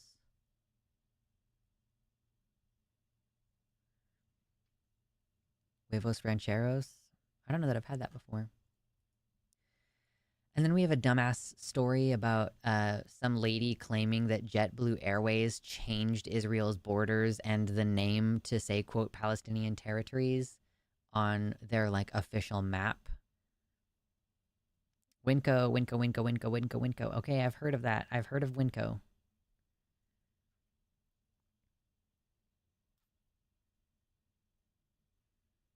If they have Aldi, might be a better choice than giving money to the Blue Monolith. There's not as much selection at Aldi. And the prices are not always better. And also, I've been refusing to shop at Walmart for like 15 years. And I think the only thing it's accomplished is me spending more money at Kroger. And like not being able to save up as much for shit that actually matters. Like me not shopping at Walmart has done nothing to impact Walmart. The Asian grocers are great on the West Coast, and the fresh seafood is everywhere. God, I can't wait for fresh seafood. Also, Winco is owned by employees, too. Okay. And it's like, there's Costco up there, too. Target.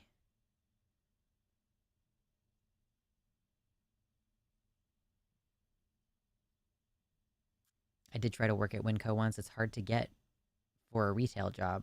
Interesting. I thought Aldi and Walmart in some countries were the same company. I think you're thinking of Walmart and Sam's Club, maybe, because Sam's Club is owned by the Waltons. So yeah, I've kind of got 3 stories I was thinking about covering today.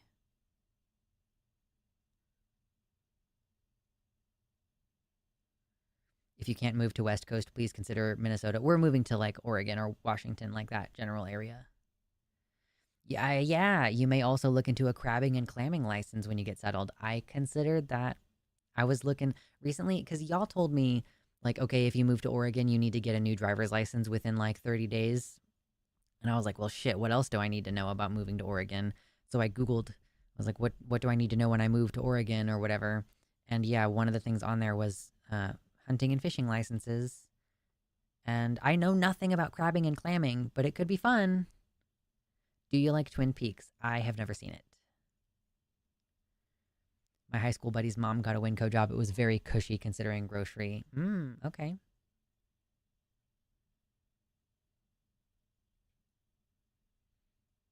But yeah, I don't want to live in Minnesota. Like, violently not interested in living in Minnesota.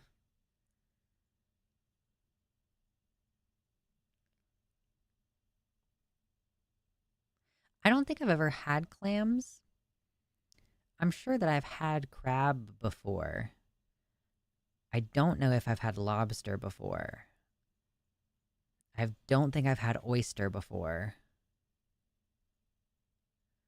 +1 to the good Asian markets and seafood there.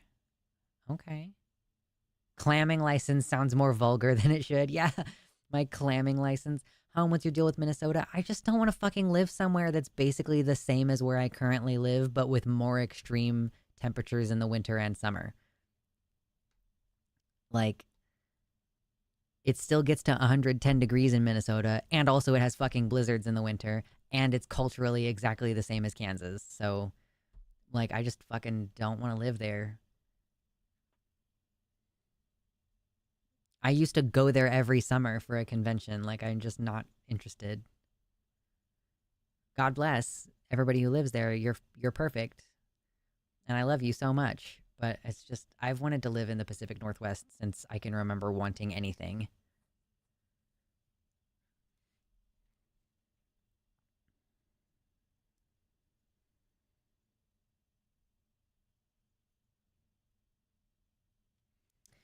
The mussels around the Seattle area are pretty much a free game because they're a Japanese invasive species that took over. Double check that. I haven't been out there in a decade. Okay. Yeah, that would be yummy.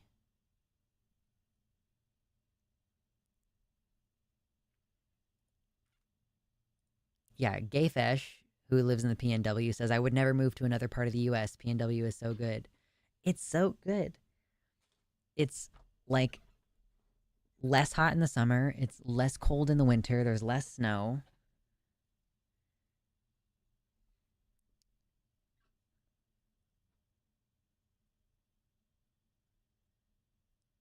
Republicans are commenting on the school shooting in Georgia that it's, quote, strange how shootings are starting around election time. Oh, you mean like after summer vacation? God, these people are dumb. They're either dumb or they're violently dishonest. Like, take your pick. Oh, no, I didn't refill my water before the stream started. No.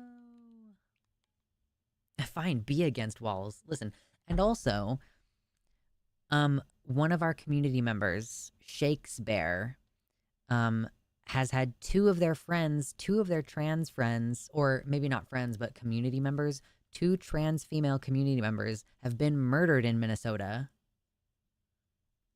There's less snow in the PNW, yeah.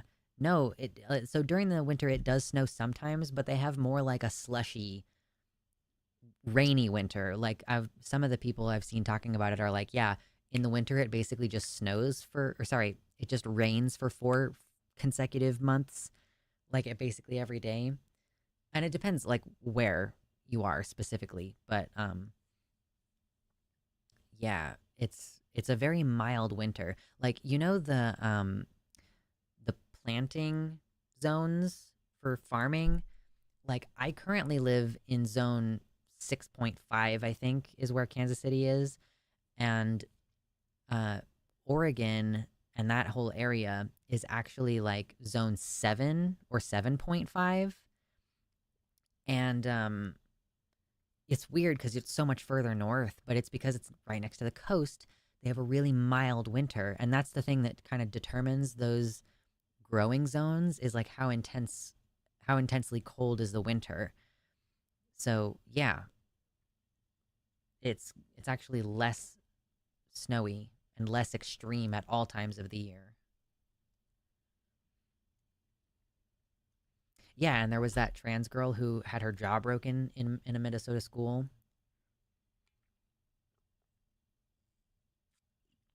Gayfesh says it used to be we could go years between snows.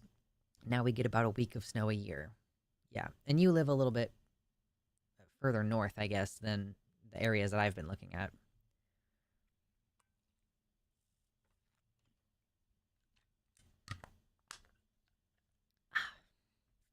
I might have myself a honey stick.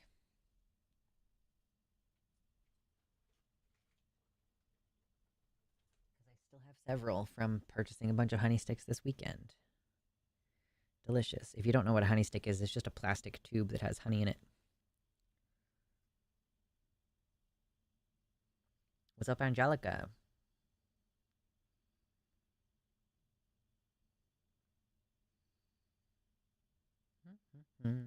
This one is not opening on this side.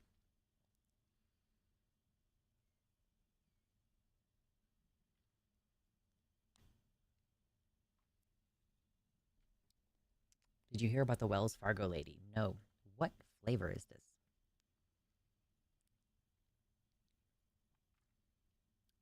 Ooh. Oh, that's delicious. I don't know what flavor this is.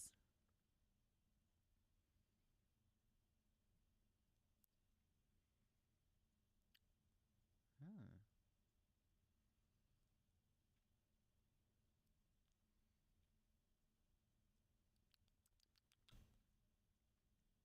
Oregon can actually have colder winters. IDK, it's weird. I think it just has to do with like how the mountains are around the coast. Like in Oregon, there are mountains right on the coast.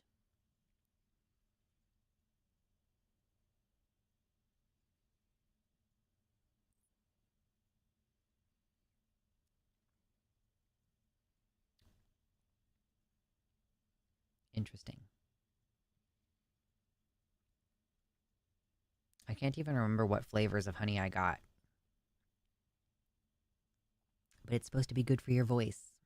So I've been eating it a lot more. It's also supposed to be really healthy for you.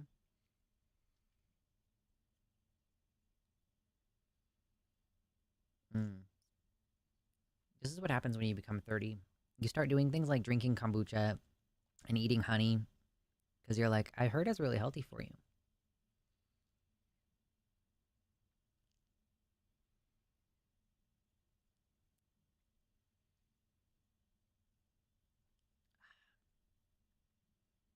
Oh, that's what it was. Yeah, I did hear about this ox. I just didn't know that I just didn't know that it was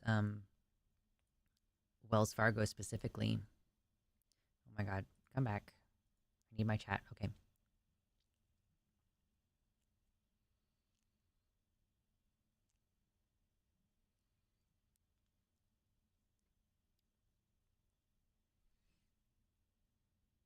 I'm not sure that I have any commentary, so let's just talk about it for a minute, I guess.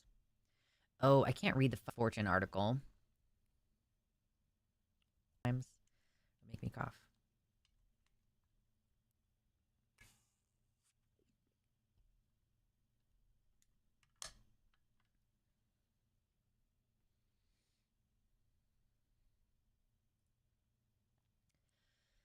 Excuse me. So yeah, I guess, and like, yeah, I don't have anything. Yeah, can you just fucking let me read it? Why are all of these websites like, you can't read it unless you disable your ad blocker? Like, how about you suck my dick, dude?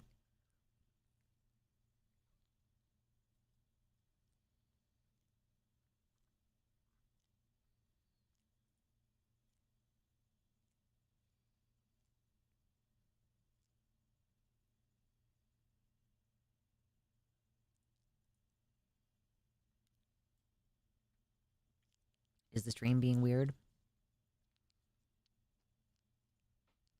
It says YouTube is not receiving enough video to maintain smooth streaming.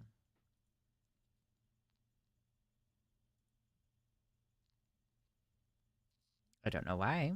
I have changed nothing.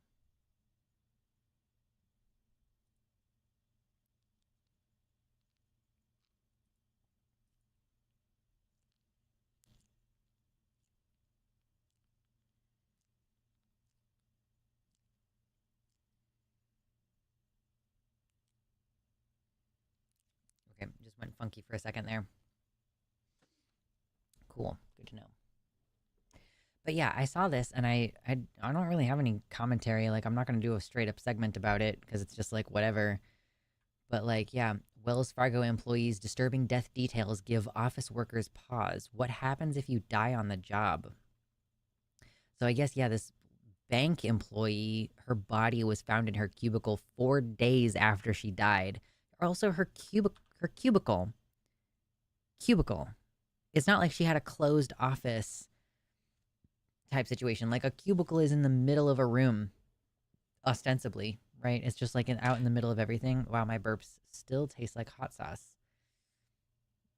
Hot sauce and eggs. 60-year-old Denise Prudhomme clocked into work at the company's Tempe, Arizona office at 7 a.m. on Friday, August 16, and sadly, she never made it home. Her death went unnoticed for days until a colleague discovered her body slumped over her desk in a cubicle away from the main aisle. A Wells Fargo worker told 12 News, quote, "It's really heartbreaking. I'm thinking, what if I were just sitting there? No one would check on me?" Another employee who exclusively spoke to 12 News anonymously explained that most employees in the Tempe office work remotely, but the building has 24/7 security. That employee suggested that someone should have found Prudhomme sooner. That's the scary part. That's the uneasy part. It's negligence in some part. There's a criminal investigation, but they do not suspect foul play.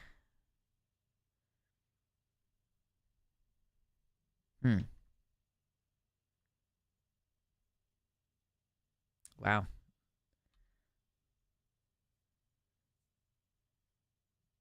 Did anyone else think of the Stardew Valley opening cutscene when they heard the story skeleton just chilling in the cubicle is real? Yeah, no, I did not, but that's a good point. You'd expect to see this happen to Meg in an episode of Family Guy. Fucking true.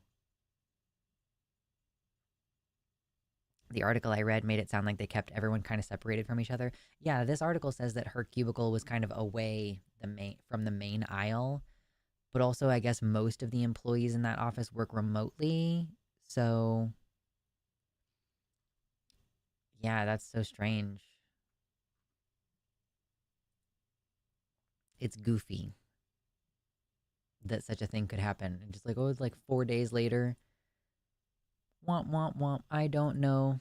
Whatever. Blah, blah, blah. Good gracious. My hair is looking cute today. Ooh. She worked herself to death and no one cared. This is some 19th century Russian literature level shit. True.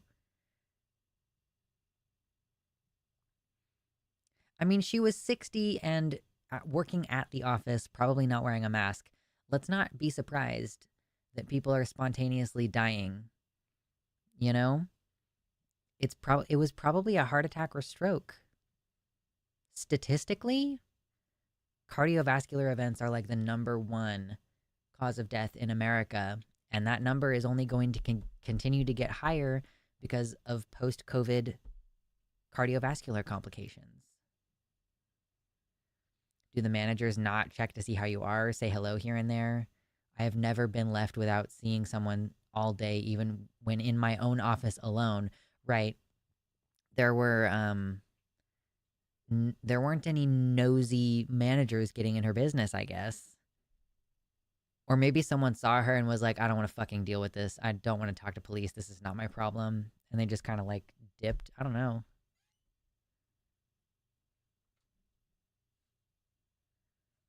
People are always coming in saying, hey, offering coffee. Boss is coming to see how the work's going and give me more work. Yeah. You would think. Also, it was in Arizona. People have spontaneous heat strokes over there. Well, if she arrived at work at 7 a.m., I don't think it would have been a heat stroke. I know the pandemic is over because we decided. I know. Actually, the CDC is still tweeting things about like, hey, you should clean the air, but they don't recommend masks. Weird. Weird how that works. I haven't been wearing a mask, admittedly, at the Renaissance Festival because it's too fucking hot. I overheated on Sunday anyway, even without wearing a mask. But I'm doing like xylitol nasal spray like 4 times a day and using CPC mouthwash at night and using my probiotic Streptococcus salivarius K12. Like, I'm doing everything I reasonably can. And I'm also staying away from people for the most part where possible. But like, yeah, there are plenty of tools to help you stay safe if you're doing something like moderately high risk, like a crowded outdoor event. Yes, the economy is like the volcano we sacrifice people to ensure a plentiful crop. Oh my God, true.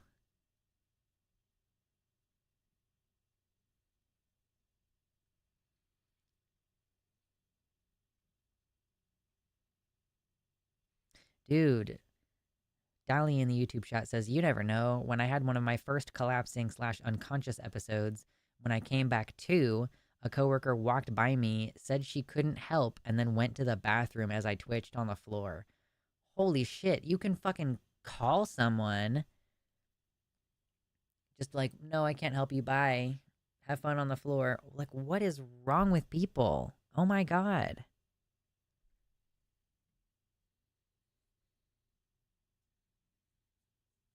I'm itchy.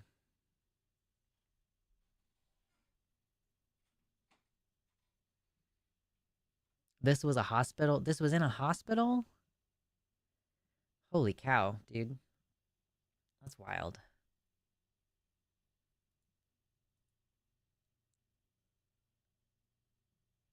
Okay, I'm trying to think. Okay, so I have 3 more videos that are ready to go up. So that could be Thursday, Friday, Monday, potentially. And then if I did 2 more tonight, that would carry me over through Wednesday. Or I could do 3. I was thinking of doing 3. Shit, not paid enough to have empathy vibes. Fucking true. Like, am I crazy for feeling as though we live in a connected community that, like, certain things are everyone's responsibility? Certain things belong to everyone. You know, like littering, like picking up trash, that's everyone's responsibility. Taking care of if you find a kid alone in the grocery store, that's like everybody's responsibility. Someone collapsing at work, that's a shared responsibility. Like that's belongs to everyone. I don't know. Maybe I'm just a crazy fucking communist or something. I mean, hell, maybe that is good enough reason to put this up into a little segment just for that snippet of like, this is like, do we not live in a community? Do we not live in a society where we share responsibility for shit? Like, it's been a while since I've done this, but I have swept up glass near my apartment's dumpster before, like in years past. When, you know, you live in an apartment, there's a shared dumpster area, there's broken glass. I have personally swept it up before because like that area belongs to everyone. And yeah, there's a recycling bin sometimes and like broken glass, it just happens, but like putting the shopping cart back, everybody's responsibility. Like it belongs to everyone.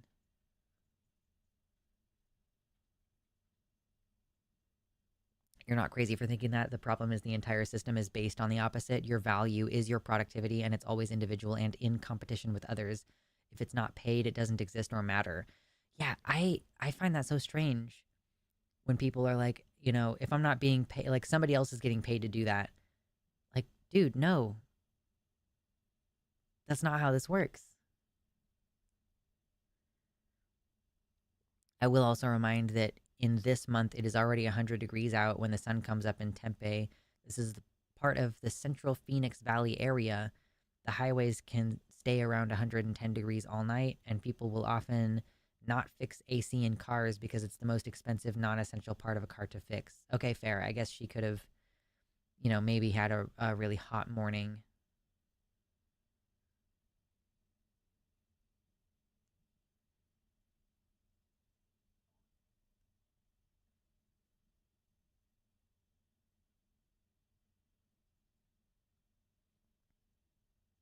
It's wild.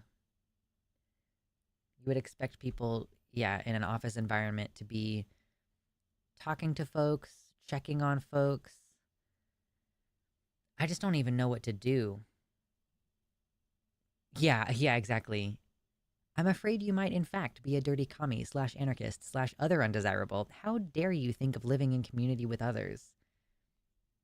How dare I think of helping old ladies across the street and helping lost kids and calling 911 when I see someone slumped over at their desk? Like, how could I?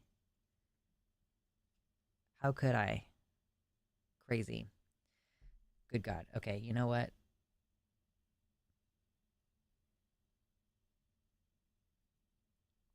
Also, COVID is hitting Arizona hard with after waves of people dying due to the high stress of the environment there.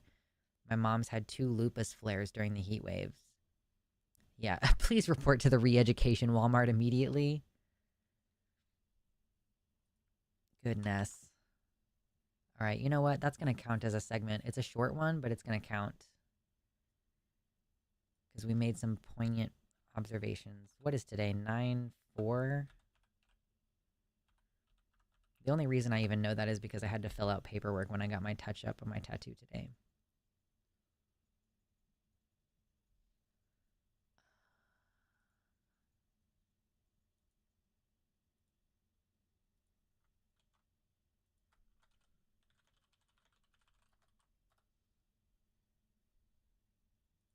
Okay, now it's in my notes.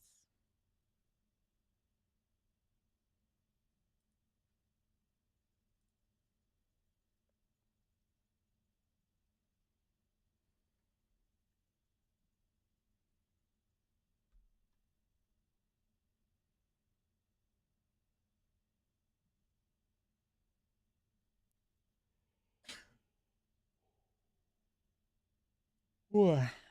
Yawn. Oh my gosh. I'm a sleepy boy. A sleepy, sleepy baby. I'm definitely going to sleep good tonight. I hope. Fingers crossed. I hope. I think I'm gonna do therapy homework after stream.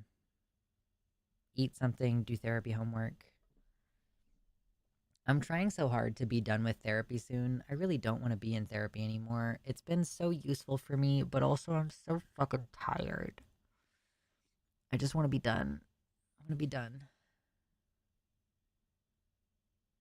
There's a super Republican biased political ranting page for my town, which I've joined to have some fun poking right wingers, and I was suspended after 18 hours for 28 days. Lamau.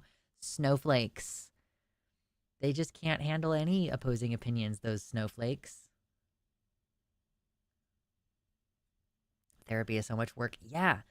Listen, I was in dialectical behavioral therapy for 2 years, which involved going to my therapist every other week and also going to group therapy once a week. So I was going to therapy like 6 times a month. And then I switched from that to doing trauma therapy, and I did a really intensive trauma therapy for a couple months, and that resolved my initial trauma. And then I went and got myself a new trauma with my IUD placement. And then I was kind of trying to do regular therapy for like 2 years, and now we're back to doing the really intense trauma exposure therapy. And I was really like, oh my God, can I just fix this PTSD that I have and fucking not have to be in therapy anymore? Oh my God, I'm so tired. Excuse me.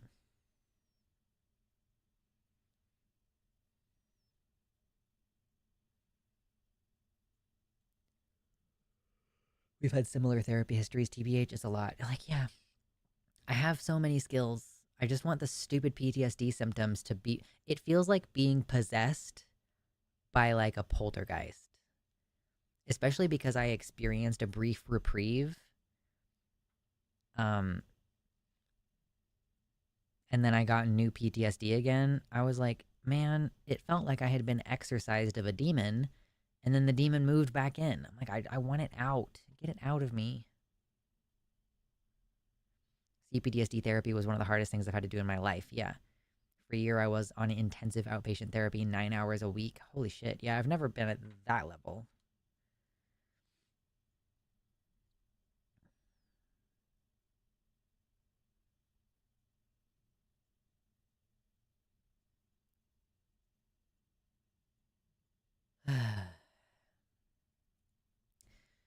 Okay.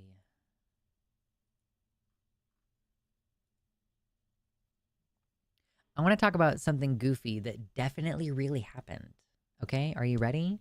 I It definitely really happened, you guys. Prepare. Prepare for this thing that really happened. Are you ready? So this is from the Jerusalem Post. You know the whole thing in Gaza and how like we haven't really been talking about it that much on this channel. It's like there's nothing that any of us can do about it. I was just upsetting myself all the time and it was just like blah blah blah. Like yes, important things are still happening. There's nothing I can say except that we need an arms embargo and a ceasefire and a permanent. I don't even know that I'm in support of a two-state solution. I think that maybe we should just have Palestine um, instead of this completely invented colonial state. But whatever. It's not really what we're here for. We're not really here for that. What we're here for is this post from Jerusalem Post. So allegedly, JetBlue Airways has changed Israel's borders and name to Palestinian territories on one of its maps. JetBlue's in-flight map sparks outrage as Golan Heights is removed from Israel's borders, covering the name of the country with, quote, Palestinian territories. This is a brand new post. American airline JetBlue Airways has updated their in-flight map. So this is the map that shows up if you're like, there's like the screen, I guess, on the back of the seat in front of you where you can see stuff, okay? So apparently they changed that map, right? That's what the deal is. So the words Palestinian territory are significantly larger in text than the word Israel, to the point where it is overlaid on the entire state of Israel, reported earlier this week. An Israeli woman named Hodaya Nafo, who is studying in the United States, told N2 that she was on a domestic flight from Miami to San Diego when she tried to show another passenger where Israel was located on her seat's personal screen. Quote, the label was prominently displayed in a way that didn't seem innocent, and additionally, the borders were incorrect. It didn't seem innocent. Like they're really portraying this as like an anti-Semitic microaggression of some kind.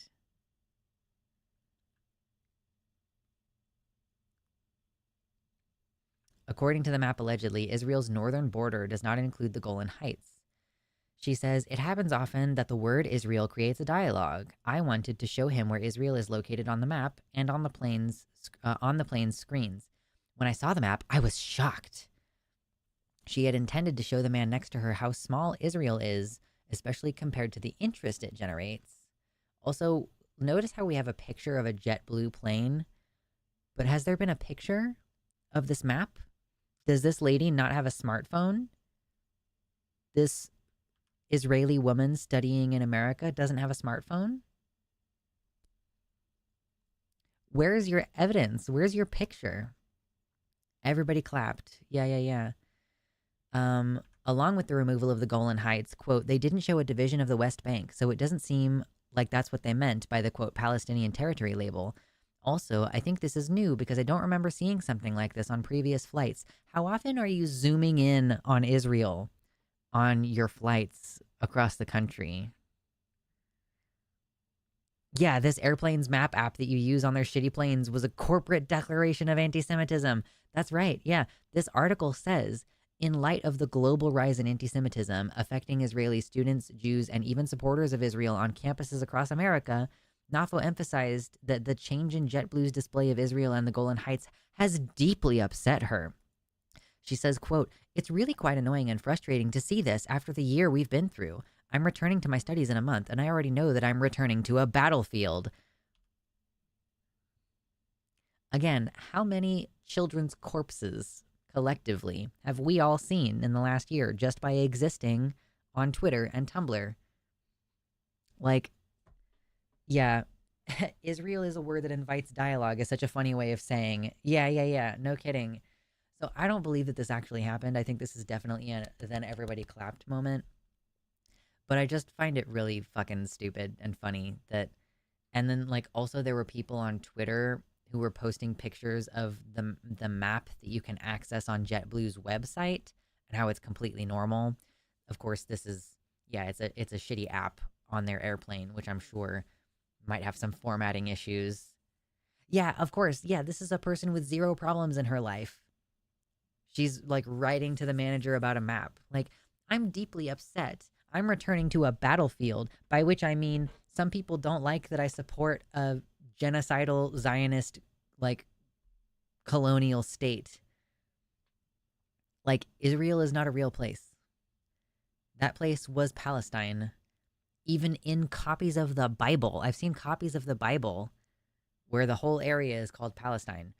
Currently, there is no world map that like says it's Palestine. It's just like Israel and then like basically Israeli territories. It's really irritating, actually.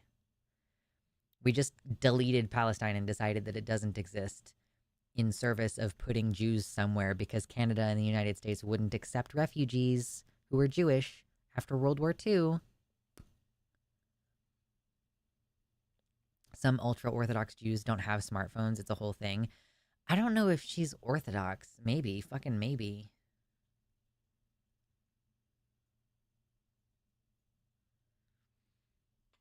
Get some real problems, dude. Like maybe if you experienced some real anti Semitism, you wouldn't be trying to portray this very real map, very real map as anti Semitic. True, yeah, she has problems. She has to go back to school where she will be shelled by mean looks and a machine gun barrage of snide comments, right? Pay attention when someone starts using violent language to describe basically just normal disagreements, you know? Like portraying the pro Palestinian protesters who all they're asking is for their schools to divest their interests from Israel. They're trying to ask them, hey, can you stop doing business with Israel? Can you stop sending money there? Can you stop supporting research that's happening there? Like, stop putting money into Israel. And then these, I guess, like, I don't know if she's Israeli American or if she's just Israeli and she happens to be studying here, but like these Zionists portraying that divestment request as like a violent attack and like violent anti-Semitism. Like, get real, grow up. Oh my God.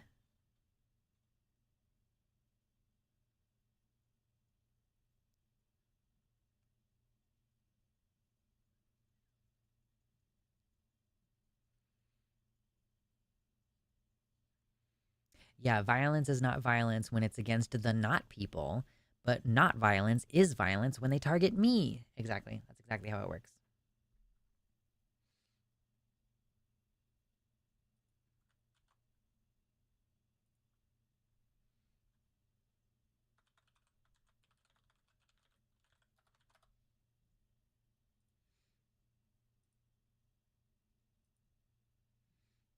Okay. I don't have anything else to add, so I just put it in my notes and I'll figure it out later. I just wanted to talk about how fucking stupid that was, really. It's just like, look at how dumb. People are dumb.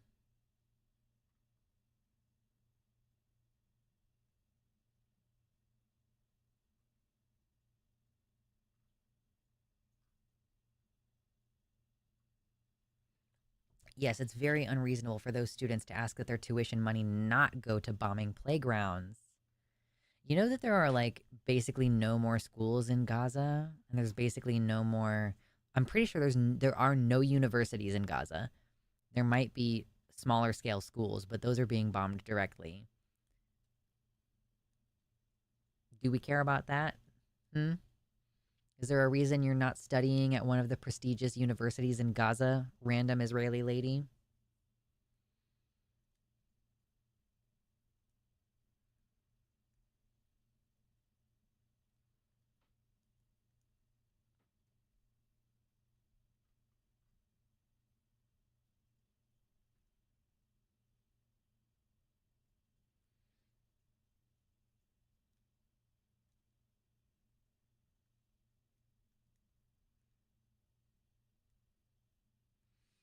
Anyway, dumb shit.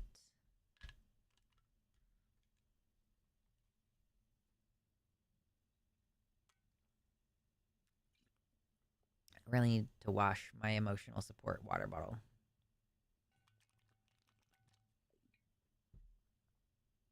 And also, it's empty. So I don't know if I'm going to refill it before the end of stream or if I'm just going to get off of here early.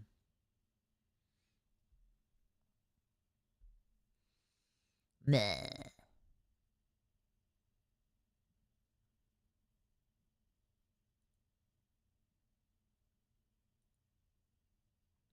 Dude, Greta Thunberg has been arrested so many times. She's just been arrested for standing with Palestine. She's wearing a keffiyeh. I don't know how to say that word. I've read it a lot, but I don't know how to say it.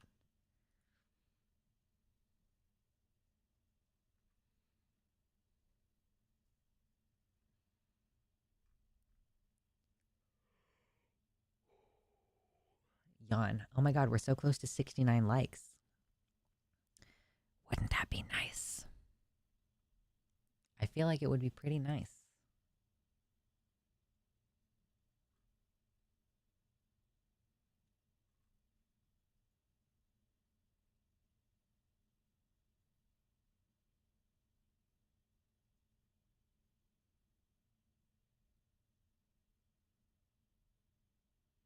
Greta Thunberg looks like she would be a real one. I'm pretty sure I watched an interview with Greta Thunberg where she was basically like, as much as you can call for illegal action on a television show, it seemed like she was basically saying, like, we will never be able to legally, like, we will never be able to use the current legal process to address climate change in time. Like, she basically was sideways saying you might have to do illegal shit in order to actually save the planet. So I think she is a real one.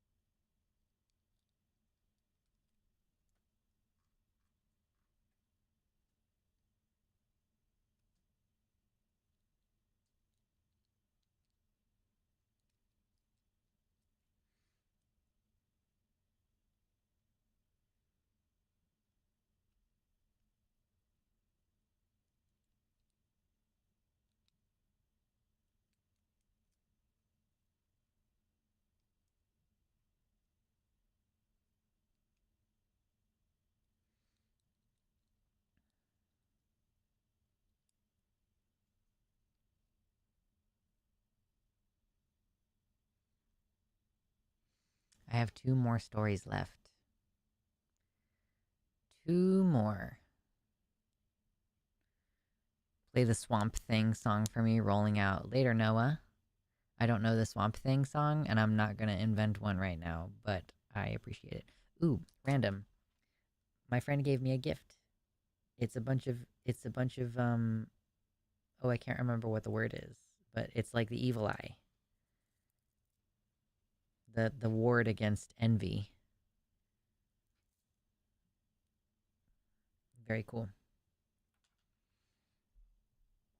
Hmm.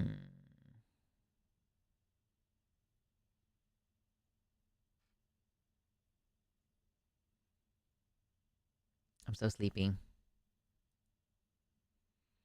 Okay. No time like the present to start a new segment.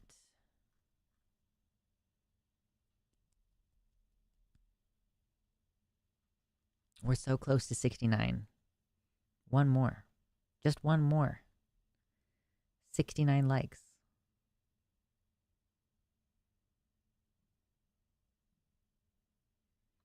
Do I need to have some lo-fi beats on? Like, do I need to have like a 30-minute long lo-fi beats song that just repeats so that in these moments where I'm being quiet, I can, like, there is still some noise?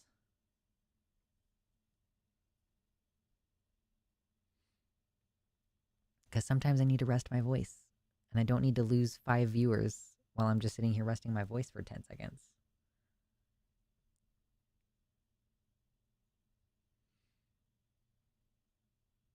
Nazar, yes.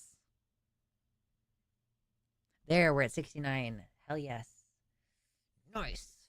We did it. Thank you, everybody. That's so sweet of you.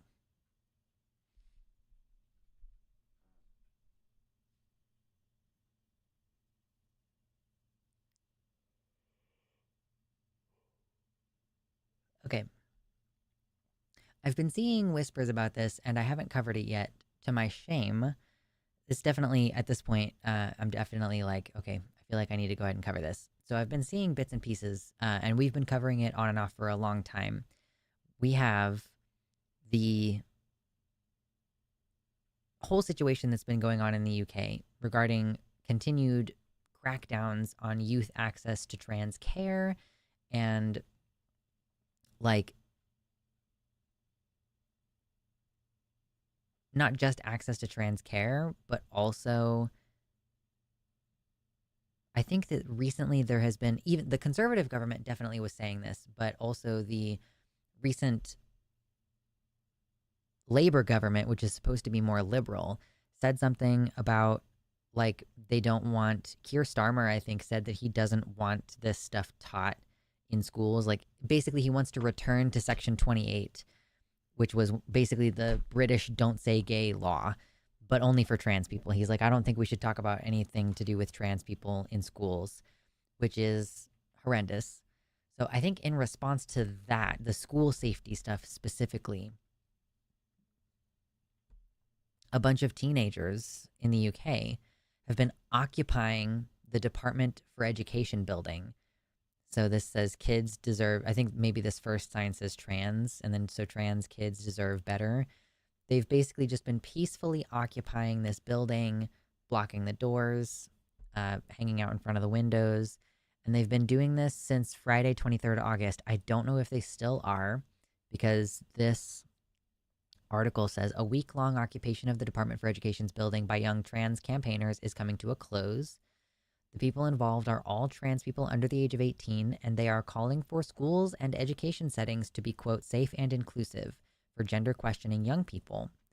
The group have been camped in the arched recesses of the central London building since Friday 23rd and have had the support of stars including model and activist Monroe Bergdorf, whom I do not know. This has been led by the Trans Kids Deserve Better campaign. I believe I've seen them posting on Instagram. The people involved say the non-statutory draft guidance issued to schools and colleges in England around gender questioning students has led to, quote, confusion and an unsafe environment. So yeah, protect trans kids. They're handing out flyers. The guidance was issued in December 23 under the previous conservative government and has not been updated or withdrawn by the current Labour government. Campaigners camped at the government offices, claiming their rights are being constantly violated and their health and safety put in jeopardy. One of the occupiers, 15 years old, said, quote, I have never felt safe as a trans person in school. I have been bullied in school for my gender to the point I feared I would be hunted and killed. Now, that is not exaggeratory, because a young woman, Brianna Jai, was like, there were two teenagers who like planned her murder for like months, and like one of them poisoned Brianna by feeding her a bunch of ibuprofen. Like basically they chose a young trans woman to stab to death. And we covered that on this show. You know, all three of the people involved were teenagers. Two teenagers decided to kill a third teenager because she was trans. One of them was like weirdly attracted to Brianna, apparently. And they were calling Brianna it, which, you know, some people prefer its pronouns, but in that context, that is definitely explicitly dehumanizing and not what Brianna herself would have wanted. So yeah, for a teenager in the UK to say like, I'm worried that I'm going to be hunted and killed for being trans, that is not exaggeratory. It's not fear mongering. That is the culture there. Like that is the reality of what happens there. And we've covered things happening in the US as well. where trans teenagers are being attacked and killed, sometimes by teenagers and sometimes by adults. Like, to be a trans teen is to be unsafe right now, both in the UK and in the US. So they've described their schooling as a, quote, truly torturous experience. The Department for Education, in response to this protest, says it will respond to Trans Kids Deserve Better's request for a meeting, quote, as soon as possible, adding it is, quote, committed to re-engaging with stakeholders. A spokesperson added, it is vitally important that teachers have clear guidance, which is why we are looking carefully at the consultation responses and considering the relevant evidence before setting out next steps to take the RSHE and gender questioning guidance forward. The education secretary has been clear that children's well-being must be at the heart of the RSHE and the gender questioning guidance for schools. So that kind of, to me, reads like a huge nothing burger. Like, that's just words. You're just saying, like, we are taking this very seriously. It's performative speech, or unperformative speech, whatever. There was a philosophy video that was talking about, like, there are some types of speech where by saying the thing, you are doing the thing. Like saying, I promise, is both saying I promise, and by the act of saying I promise, you are also doing the thing. You are also making the promise by saying that. Non-performative speech, by comparison, is when big corporations or governments say things like, we are taking this constructive criticism very seriously. It's like, by saying that, they are not doing the thing, and they never follow through and do the thing. It's a philosophical concept, but this is what this sounds like to me when they're like, we are committed to re-engaging with stakeholders. We will have a meeting as soon as possible. And then they never have the meeting or whatever. I have a friend with a trans teenager in the UK. They pulled him out of school because he was dealing with so much shit from both faculty and students. Or was that a friend in the UK? Sorry, I inserted that. It could have been in the US as well. Like, that would not be the first time I've heard of that, where parents are taking their kids out of public school, either transferring them or changing them to homeschool or changing them to online school because of harassment that they're experiencing. And we've covered it. Next Benedict, a trans masculine teenager in Oklahoma, had like his head bashed into the wall and then he died. Oh, this was in Missouri. Great. And then, yeah, in Minnesota, which is supposed to be a sanctuary state, a trans girl. Oh, and Next Benedict, who identified as trans masculine and used he, him pronouns, was in the girls' bathroom, which is what conservatives say he should have been doing. And then again in Minnesota, Cobalt Sovereign was a trans girl who was using the boys' bathroom, which again is the one that conservatives say she should be using because she was assigned male at birth. And a male student sucker punched her in the jaw. And she had like a broken jaw. She did not die, but still, like, teenagers are having to be concerned, even in sanctuary states, liberal, democratic sanctuary states, and in conservative states, being this concerned about their safety. And it seems like in many places, the government is not on side. Oh, there's more to this article. The group have also taken aim at the health secretary's decision to extend the emergency ban brought in by the previous conservative government on access to puberty blockers for gender questioning youth. Wes Streeting said at the time of that announcement, quote, the evidence should have been established before they were ever prescribed, even though they have a ton of evidence to support puberty pausing medications. So basically, this allegedly liberal government, the Labor Party, which has been voted into power, still continuing extremely conservative Tory policies as it relates to transgender people and trans youth specifically.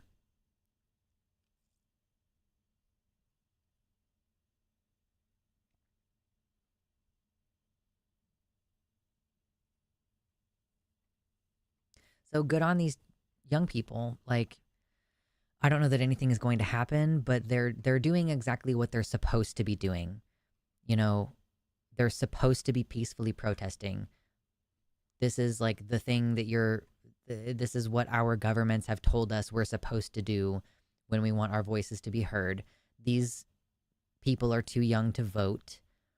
So, in order to have their voices heard, they're peacefully occupying the building. And I don't even think they might not even be blocking the doorways. They might just be in the window recesses, because this looks to me like the doorway in. So, it's not like they're even blocking egress in and out of the building. They're not inside the building, they're outside of the building. Um, Police periodically showed up and then went away. Yeah, I'm proud of them for speaking out, and it's terrible that they have to. We shouldn't be putting children through this. Like, we shouldn't be putting young people through this. It's part of why, we before the segment started, we were talking about Greta Thunberg, and it's part of, like, it's terrible that she became famous the way that she did. She was a child who was basically like, oh, because I understand climate change is happening, I don't get to have a chill, like, childhood. Like, I don't get to be a child. I have to grow up and start thinking about and dealing with these bigger issues because, like, I don't have a choice. And these teenagers, like, they shouldn't be forced to try to negotiate their rights with their government. They shouldn't be forced to speak out against their government, but we're kind of like forcing them to grow up faster because the situation that they're in is untenable. Like, they're not being treated well, they're being bullied, and they don't have the resources being provided to them to get better. Like, to improve the climate of the situation for them. Like, they just do not have the protections that they should have. And the allegedly liberal government doesn't care to give them the protection that they are asking for. So, unfortunate, but I'm glad to see them, doing the thing that they're supposed to do in order to have their voices heard.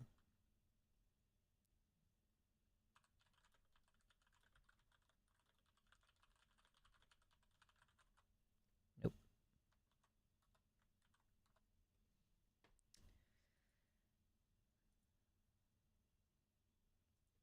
My voice is really thrashed. I could start to feel it, like, through that segment. I'm like, oh, this is starting to hurt. I had to breathe in a lot of dust this week.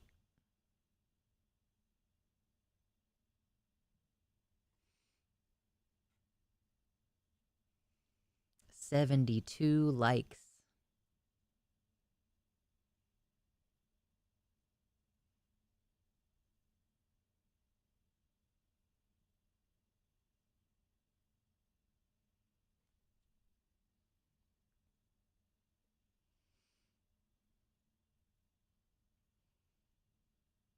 I'm gonna hella rest my voice after this.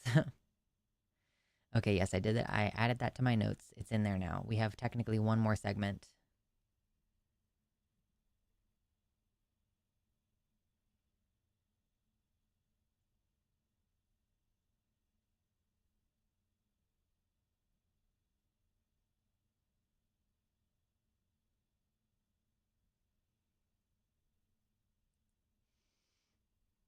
I requested paid leave on November 5th and 6th just in case bad thing happen. Oh, that's a bummer. I'm like, what am I even going to be doing? What days of the week are that? November 5th and 6th. It's a Tuesday and Wednesday. I guess I'm going to be on my show covering the election. I guess that's what I'm going to be doing.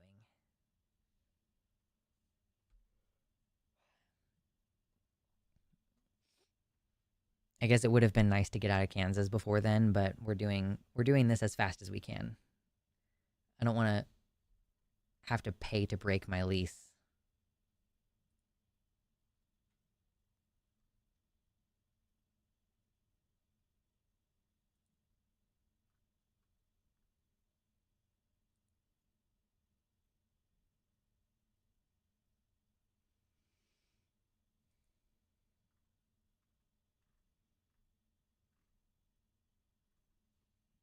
Okay, we do have one seggy left. And then I might have to rest my voice for the rest of the night.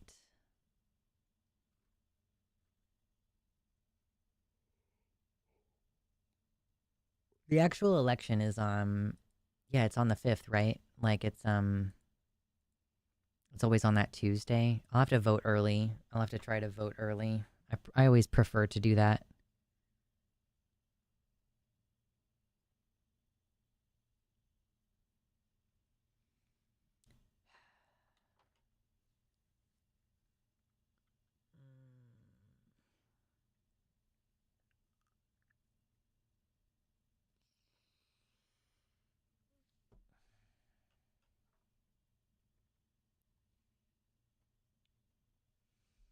Glasses.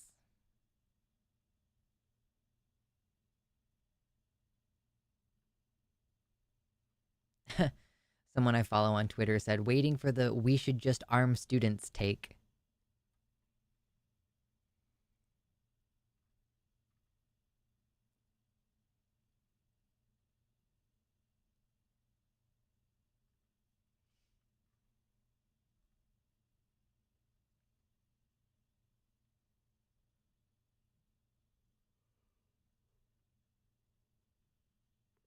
Guy Fawkes Day too, ironically. True. Remember the 5th of November.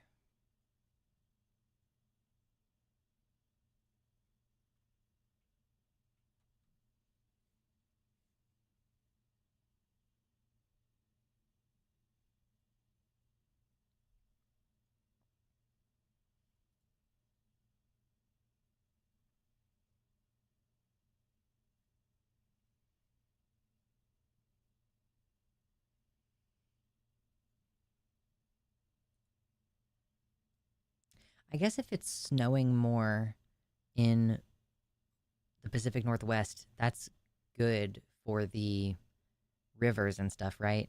Because hasn't part of the problem been that the, like, if there's not enough snow in the West, then, like, the Colorado River, don't correct me, I know what the fucking phrase is. Um, but yeah, like, the lack of snow in the summer causes Colorado to dry out more in the summer, doesn't it? So I guess if in the Pacific Northwest it's snowing a little bit more, that's better for the spring. I haven't watched V for Vendetta in a long time.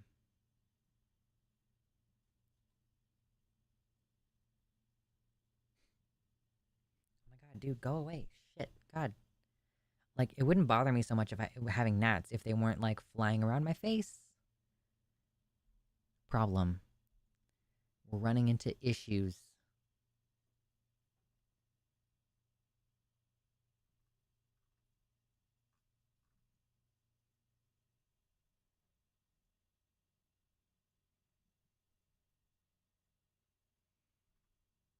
I don't even think I'm gonna cover this last thing. This last thing of, like, Trump falsely claims schools are giving surgeries to kids to change their gender. I'm like, how about we don't, actually? I don't want to. We'll cover it next week if it's still relevant. I just don't feel like it. I don't want to, and you can't make me. But thank you to whoever put that in the Discord. I do appreciate that.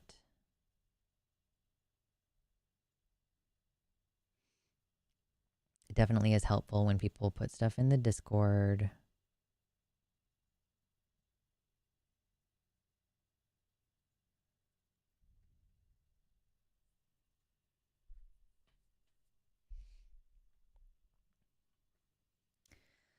Do we have anything we can meme about for the next 10 minutes or so? Ooh. Oh, should we do Feed the Dragon? Colorado is extremely dry, just for the record. Yeah, no, it's like the Colorado River and everything.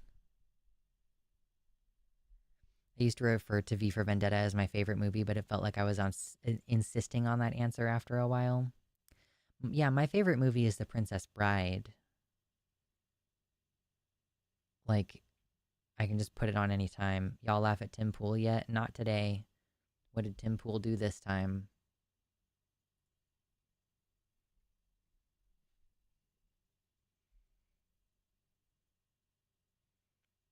What kind of hazelnut spread did you get? I don't like hazelnut.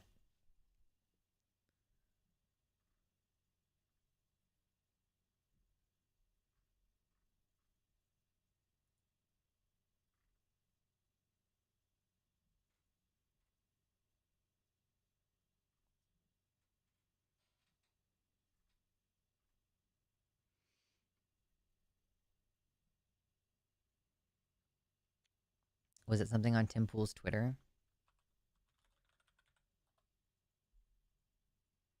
His media company was indicted for taking money from Russia. That's funny.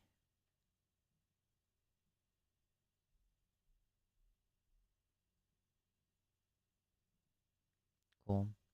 Let's do Feed the Dragon. If you have any cute pet pictures or any food pictures that you're particularly proud of, you can post them in there and I will judge them.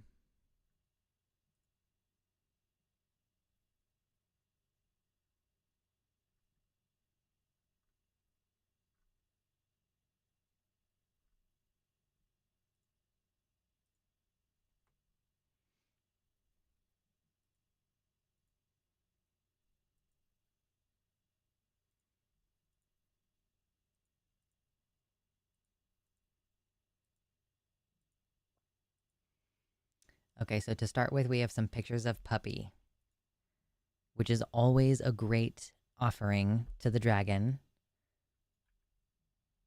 This is a cute puppy. Look at its face. I think these 4 pictures are all the same puppy. Oh.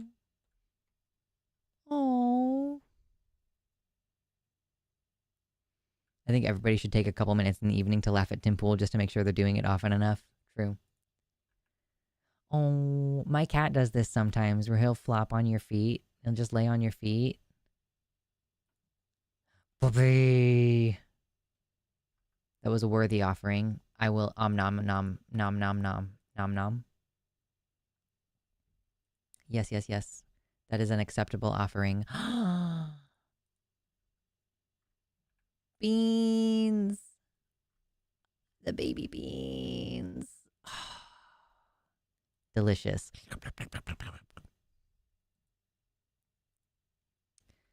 Oh, so first of all, I love this scrungly ass cat in the background. Adorable. But then also, baby kitten. Nom nom nom nom. Tasty and delicious. Thank you. Oh, there's more pictures of this baby. There's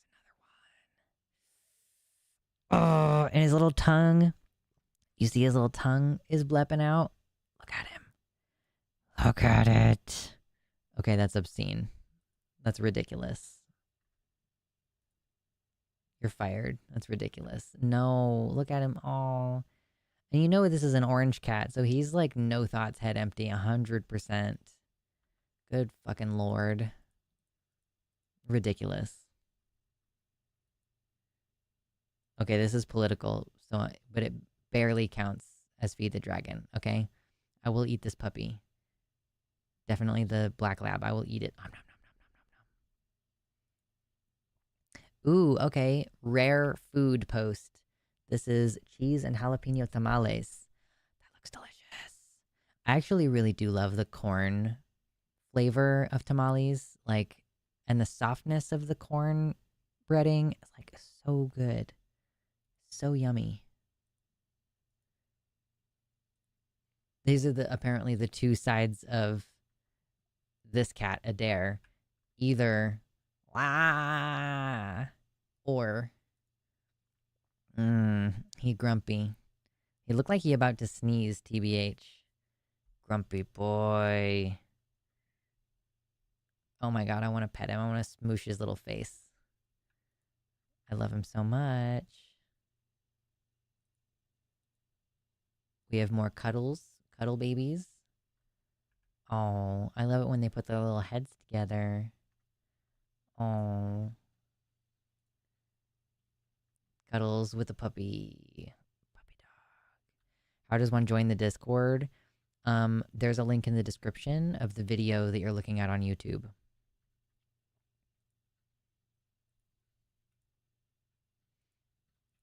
Okay, we have a cluster of 4 pictures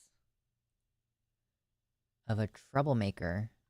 This cat is a troublemaker. First of all, I can tell just by looking at your dumb face that you're too clever, but also the next pictures reveal that this cat, oh my god. So first of all, that's pretty cute. Wow. But also, look at this cat trying to open up the door. You're a bad boy. Bad. Trying to open the door. And then getting fully up on the doorknob, like, I'm gonna turn this. That's a problem, cat. Like you know that you're in deep shit if the cat doesn't even if you don't if it can open a round doorknob. You know that it's a problem.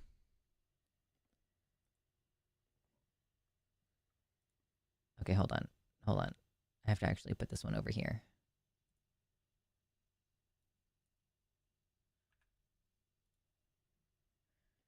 Oh my god, you have 3 black cats? They're having conversation with each other. Goobers. Little fucking goobers.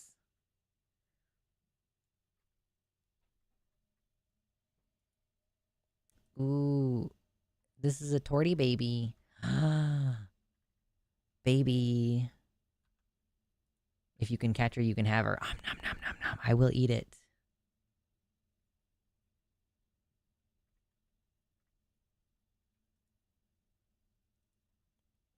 Here's a cat enjoying the thigh pillows. That cat looks like it still has some growing to do. Like, those fucking ears are enormous.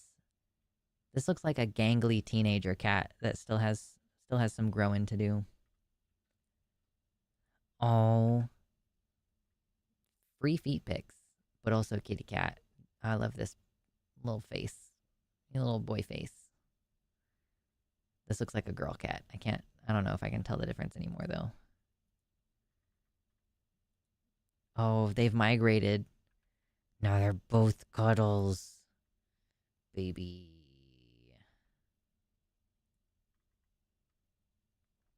Okay, now we get to see a cockroach. A Madagascar hissing cockroach. Named Teal'c, after the Stargate character. Hissing cockroach. Oh, I love that you gave him a little Stargate thing inside of his enclosure. That's fucking cute. He is eating a rice Chex, I think. What a baby. Gorgeous. Out of respect, I will not eat him.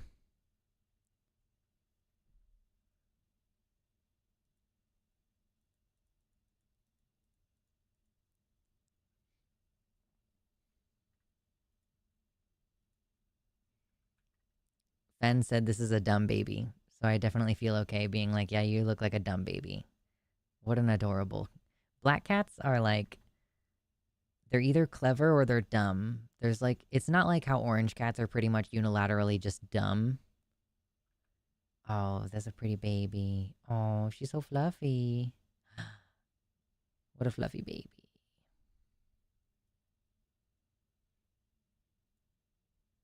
Cats are psychic. I think that might be true. Someone is cat sitting this cat. He lick ass. Like, why are you looking at me lick my ass? And then let me resume licking something else. As you do.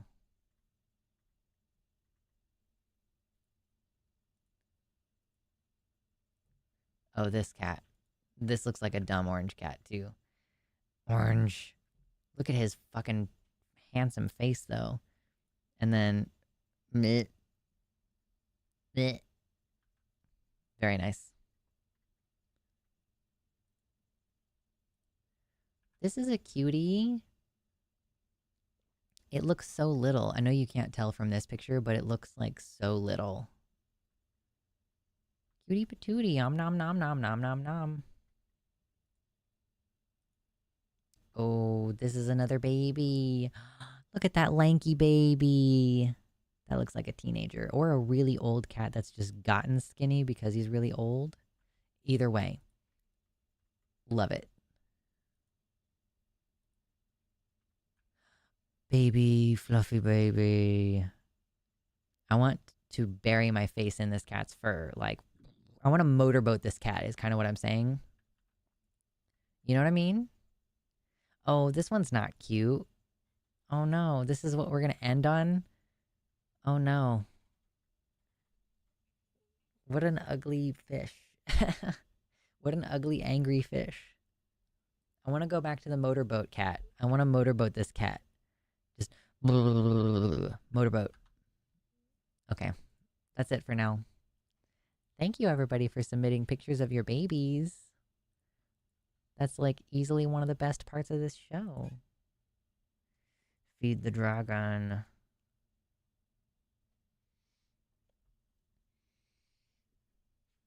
My phone died the moment I found the photo I was looking for. I'm suing. uh, yes, that was a very cute octopus. What adorable babies. I'm glad that we still have 50 people just hanging out through the part of the show where I look at cute cats. Nom nom nom nom nom nom. Makes me want to find my cat and bury my face in his fur. Just motorboat.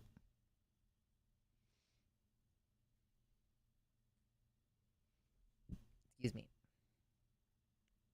Well, I'm tired and my voice hurts. I'm hoping that next week I'll have a little bit more energy. But okay, so here's what's going on. Tomorrow, I'm going to be on the Transatlantic Call-In Show at 2 p.m. Central Time. We are going to be trying to take more argumentative calls. That seems like that's what everybody really likes. So we're going to be trying to do our best, to get more of those contentious calls. Although if we don't have enough, obviously we'll take more community calls to, fill out the runtime of the episode. But I think it's going to be me and Josie Caballero. I'm pretty sure it's going to be Josie anyway. I would need to double check. But anyway, I'll ping you all in the Discord tomorrow. And then next week on Wednesday, I'm going to be on the Composting podcast with Rosa and I can't remember the other host's name. And that's what's going to happen between now and next show. So if you can, continue watching the videos, hitting like, sharing on the videos, all that stuff, commenting. It always helps because there is still going to be content coming out even though I'm not going to be streaming on Sunday. So yeah, I appreciate everybody for hanging out. You're all amazing. I parasocially love you. And I hope that you all have a good weekend. I'm going to do my best to have a great weekend. I'm going to try to let my tattoo that I just touched up today heal a little bit and rest my voice so that we come in stronger, readier. There is a Kelly Clarkson song that just popped in my head. Doesn't mean I'm lonely when I'm alone. What doesn't kill you makes you stronger. Anyway, let's not do that. Let's not get eaten by the copyright gods.